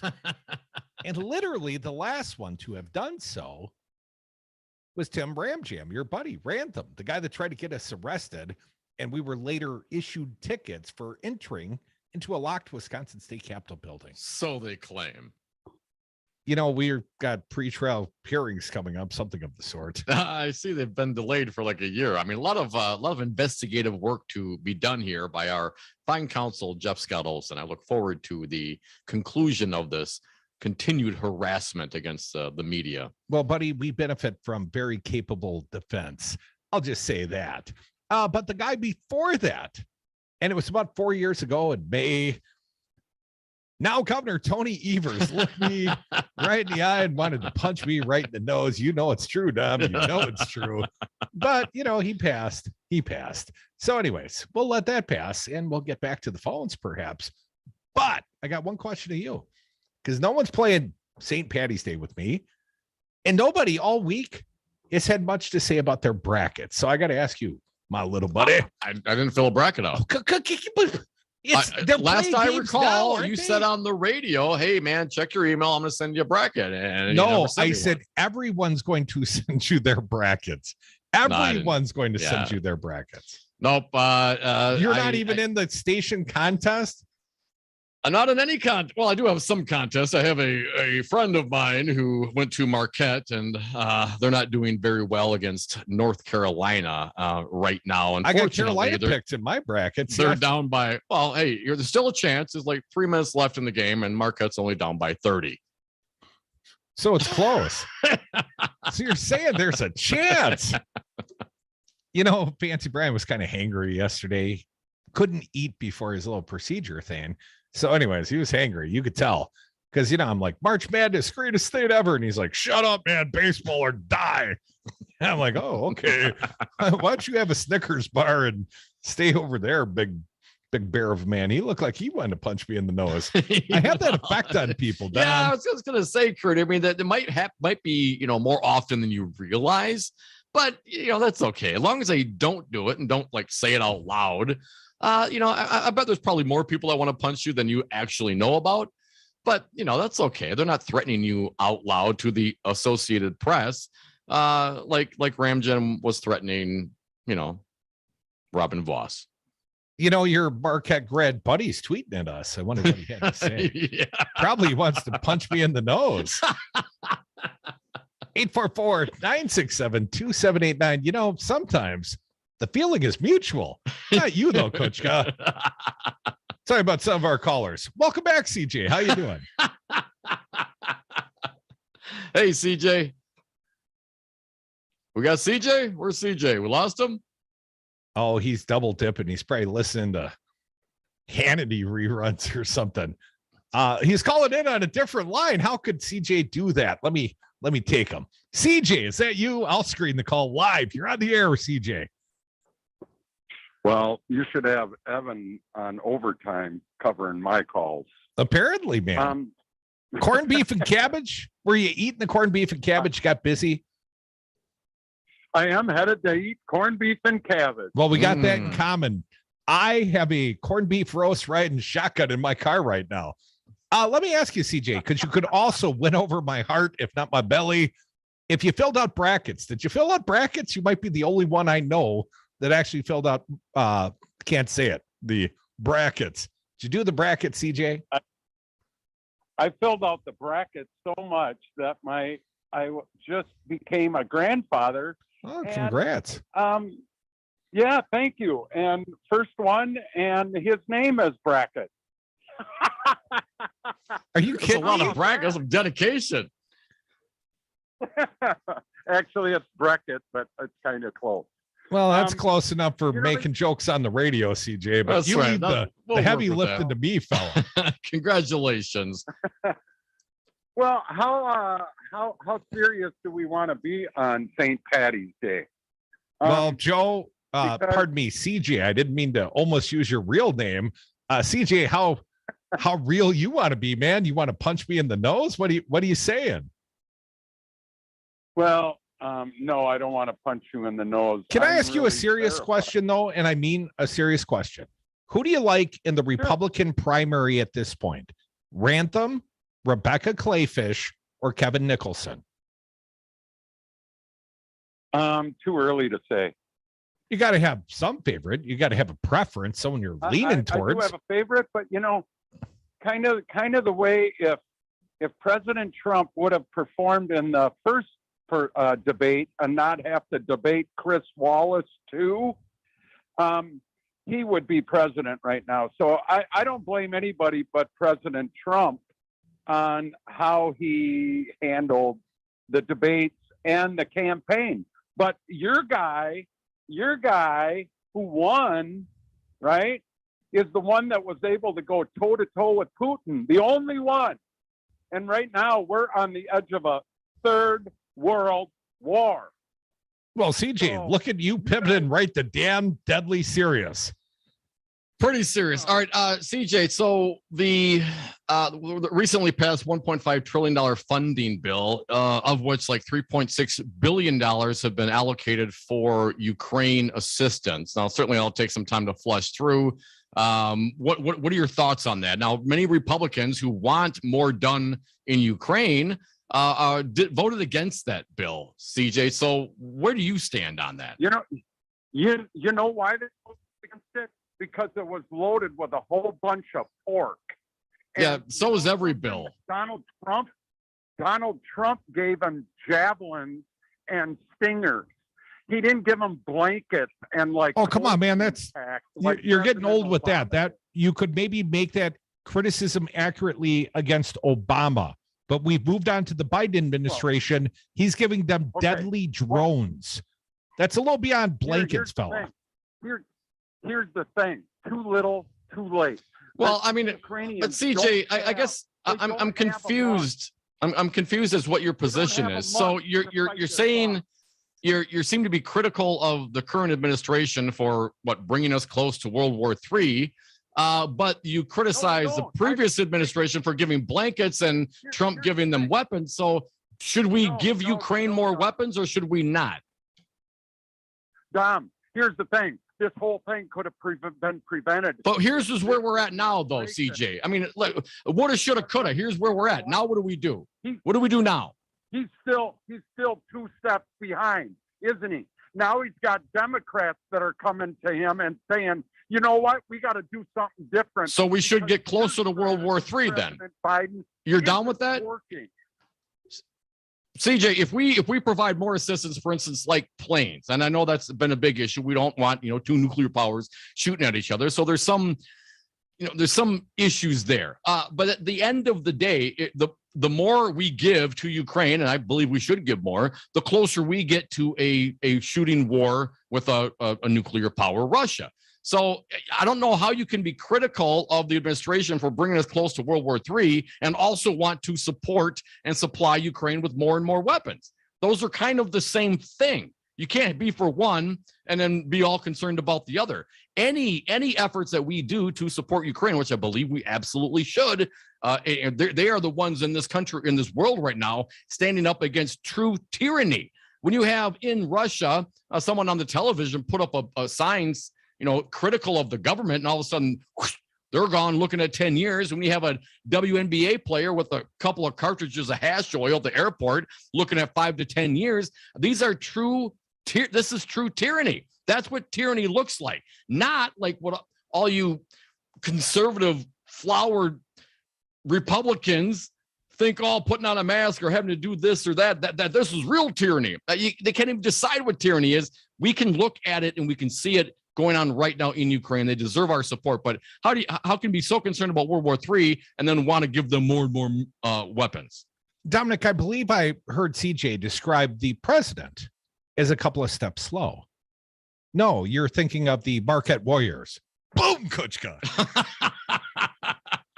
844-967-2789. I got the Badgers playing all the way into the Elite Eight. That's the Marquette Golden Eagles to you, buddy. Are they my bad. Did I call them the Warriors? You did. Old school. Warriors come out to play. Well, apparently they didn't because the Tar Heels are whooping their butts. Right. And the Badgers are going to put a hurting on the toothpaste college, Colgate, tomorrow. Isn't North Carolina your adopted team? I remember. Well, my brother is a North Carolina grad, and my mother is a North Carolina grad. And as you well know, I am a grad of the fine University of Wisconsin lacrosse. Did you? Oh, you did graduate then? Okay, I wasn't. I have the diploma. You're thinking of Joe. the aforementioned incel solution. 844-967-2789. My only regret, I didn't ever really get an answer out of CJ about his brackets. But then again, we never really get a straight answer out of CJ. Do we? No, I can't even tell you I mean, who he likes in the basketball. I like yes or no questions. I'm okay with yes or no questions. Even if you qualify it, that's fine. But when you call up and you make a statement and make an issue and make a point, and then you can't accept a question back or a follow-up question, it's pretty weak discussion. I'm just saying, CJ, you should bring a better game. Yeah, you can't go left. Do you see Senator Kathy Bernier? I don't know how to say your name. She's retiring though, and she was on the 60 Minutes this weekend. The Wisconsin State Republican senator, Wisconsin State Senator, former clerk. She heads up the Senate Elections Committee, and the questioner from 60 Minutes, the Gableman report here in the state of Wisconsin, does it have credibility? And she said no, not at all, like a CJ Waffle. 844-967. Not at all. 2789. Mark from the SAC, welcome back. What do you got? Hey, Mark. Oh, sigh.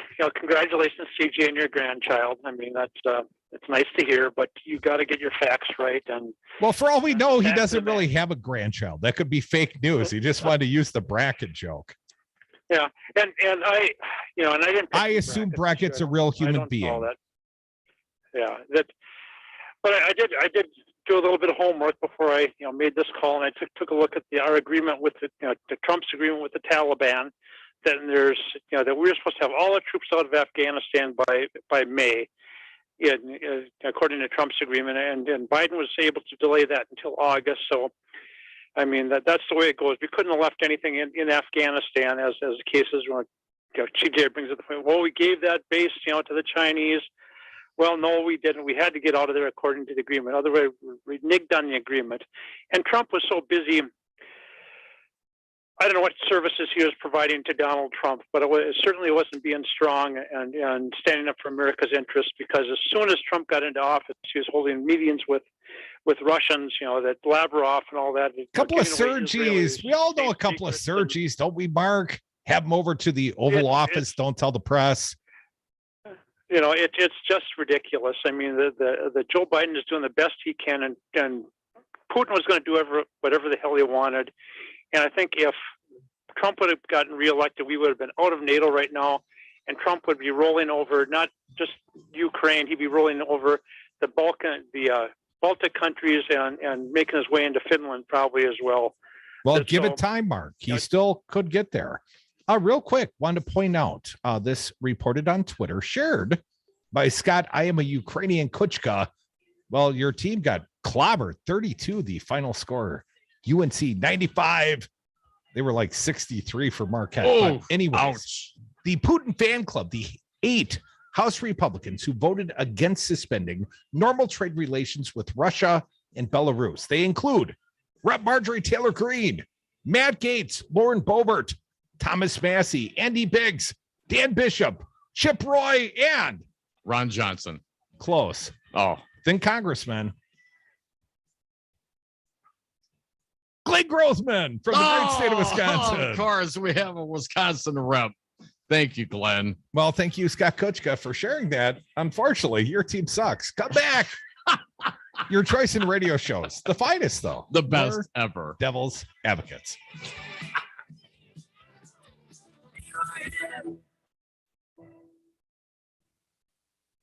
Melissa from Michigan. I work an extra part-time job serving lunch at my child's school, but I still can't afford to put food on our table. Daniel from California. Choosing whether to pay the rent or pay to fix the car to get to work doesn't leave us with much at all. Now we can't even pay for meals. Hunger is a story we can end. End it at feedingamerica.org. Brought to you by Feeding America and the Ad Council.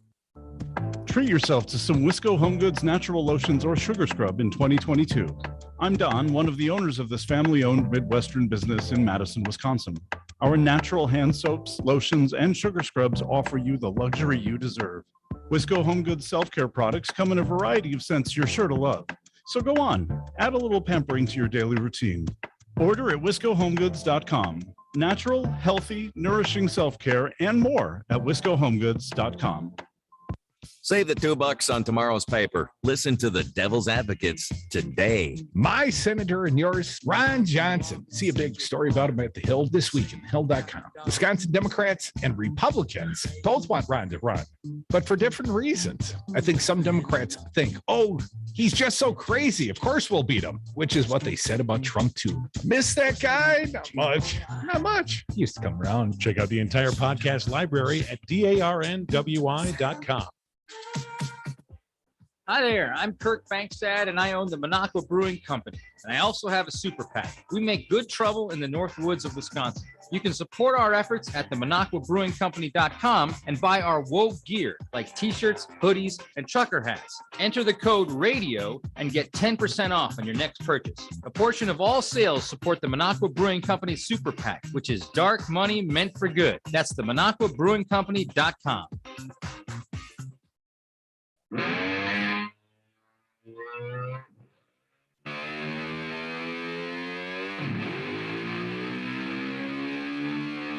Charged, never convicted. The Devil's Advocates. And we are back. Thank you for listening to the Devil's Advocates radio show, the last segment of the day. Happy St. Patty's Day to us all. Be safe out there. Give us a call, 844-967-2789. Dominic, I never thought I would find myself enjoying Pam and Tommy on Hulu. Great series. I loved it. I was very hesitant, but I got through, I don't know, first couple of episodes. And well, don't watch it with the young kids. It is for mature audiences only. Well, Seth Rogen's a funny cat. I mean, I didn't know that he was involved in it when people were telling me about it. I'm like, whatever, you know. I mean, I love. He's sort of the protagonist.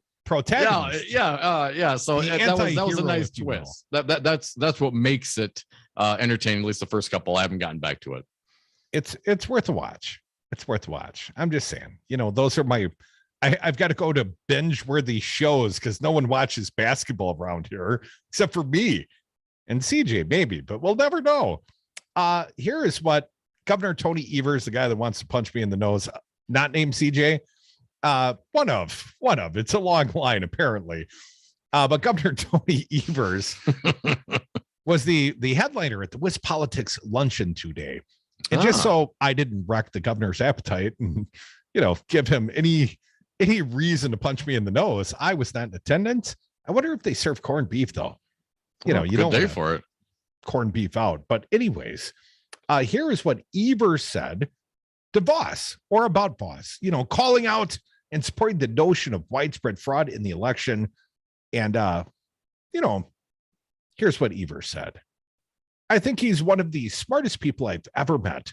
And I think this is one of the dumbest things he's ever said. Oh, there's a list of them, but, you know, I'd say near the top. The Dem governor also knocked Voss for escalating his election concerns to widespread fraud after Voss has taken more pressure from various groups. Listen to this pretty candid statement. He's always talked about it in terms of smaller issue, but now suddenly when he's getting all this crap from other people, he's saying there was widespread fraud and by golly, I'd love to do something about it, but I can't. That's not leadership, according to Governor Tony Evers. Now, outgoing Assembly Majority Leader Jim Steineke has said he would block any effort to take up Rantham's resolution, you know, the decertification vote. I think we should force feed it to him. If Trump wants it, I think we should give it to him. Trump, you know, he put out the statement today, our country would not be in the mess it's in if Republicans had the courage to act. Act now, Republicans. Special. Oh, they had courage to act. We saw them act on January 6th when they ransacked the Capitol, beat a bunch of cops, and crapped all over the building. We saw how Republicans acted. And as far as Governor Evers' comments towards Assembly Speaker Voss, I concur. And when this came out yesterday, I knew it was going to happen. You knew Trump was going to comment? What? Yes, I mean, he laid it out there. Widespread fraud. So the Jefferson Davis, the dude from the what's the organization again, Crudy? WCDEI. that dude, Jefferson Davis, well, he jumped on it right away. And of course, so did former President Donald Trump. Now, using this as just say the words, and now they can, doesn't matter if you show zero evidence for it. You're the Assembly Speaker of the state government in Wisconsin. And you flippantly throw that out there, knowing you must know, Robin Voss, that will get picked up and used for that purpose. And you have still yet to offer any proof of your statement. Well, here's a little bit more from the former president, directed, putting the target on Robin Voss's back. Speaker Voss should do the right thing and correct the crime of the century immediately. Now, if it is the crime of the century, as it's being described by the former president, and you're a true believer, if you're the Rantums, and you're putting forth your best and brightest, you got the Kraken lawyer, you got Sidney Powell, speaking directly to Robin Voss, well, before he throws you out of the room. I mean, no doubt, you should want to punch him in the nose. 844-967-2789. No one ever wanted to punch Gordy Kopke in the nose, as far as I know. Welcome back, Gordy. How you been, man? What's up, Gordy? Hey, calling back on the 1 year anniversary where I burned down my barn here on the farm. So you're marking a special occasion with some day drinking and some. Wow, must have been one hell of a party, Gordy. I wish I had something better to blame it on, like day drinking, but that wasn't the case. But anyway, I'm old enough to remember when I was a kid, it used to be Hurley, Wisconsin, where 51 ends and the fun begins. For all those sexually repressed guys that couldn't find it elsewhere, at least they had, they could partake in the world's oldest profession to get rid of that. Oh, there was a bordello up in Hurley Garden? That was the last one in the state, from my understanding, yes. And how recent is this, Gordy? Because, I've been around this state and I never heard about the place in Hurley before. Well, this was when I was a kid. I heard about it, because the old men would talk about it. And it's like, oh, yeah. And when we were in our teens, we used to go up fishing, but by then it had been closed down. But anyway, my grievances. Here's my big grievance. Is that we're calling our Wisconsin justices liberals, and they should be called the moderates. Because I don't mind being called a liberal, but a lot of people have a negative connotation of their word, and I don't know why. Well, because Rush Limbaugh made it a derisive term. And let's stop calling Sinema and Manchin moderates. They aren't moderates. All the rest of the Democrats are moderates. These guys are right-wing fanatics. They're with their Republican cohorts every chance they can get. So let's disband with this moniker calling them moderates. That's BS. Gordy, did you see that it was Sinema presiding in the Senate chambers the other night when the unanimous consent vote? Rubio pitched it. The entire chamber agreed to end daylight savings, which might affect your business at some point. But Sinema was up at the podium, and I think her real-time reaction was cool. She said something like that on an open mic, and I thought, you should not enjoy this moment because you are, a terrible not moderate. What do you think? Appreciate it, Gordy. Be well. Yeah, thanks for the Happy call, Gordy. You know what? I'm with you, man. I agree with you, and I think Crudy also makes a good point. The Republicans, there's some conservative talk shows have been banging on liberal. It's terrible. Well, we are a liberal democracy. That is our existence, emphasizing a separation of powers, an independent judiciary, a system of checks and balances. That is what a liberal democracy is. And if you don't like that, then you deserve Russia. Well, Dominic, my last story for the week. The RNC convention, they're down to 2 cities, Nashville and our very own beloved Milwaukee. And I've been making the prediction all along. It's not going to be Salt Lake City. Nobody wants to party in Salt Lake City. That's Mormon state. You want to party in Milwaukee or Nashville, but they're coming to Milwaukee. And here's why. Why? Because the entire Republican Party is about trolling the libs. And what would be a better troll of the libs than to bring the RNC to the city? You think RamJam will get a speaking opportunity? Well, that depends on whether he's the governor of the great state of Wisconsin. Have a great extended weekend. Go Badgers. Thank you all, including Joe Sapecki, for your fine appearance.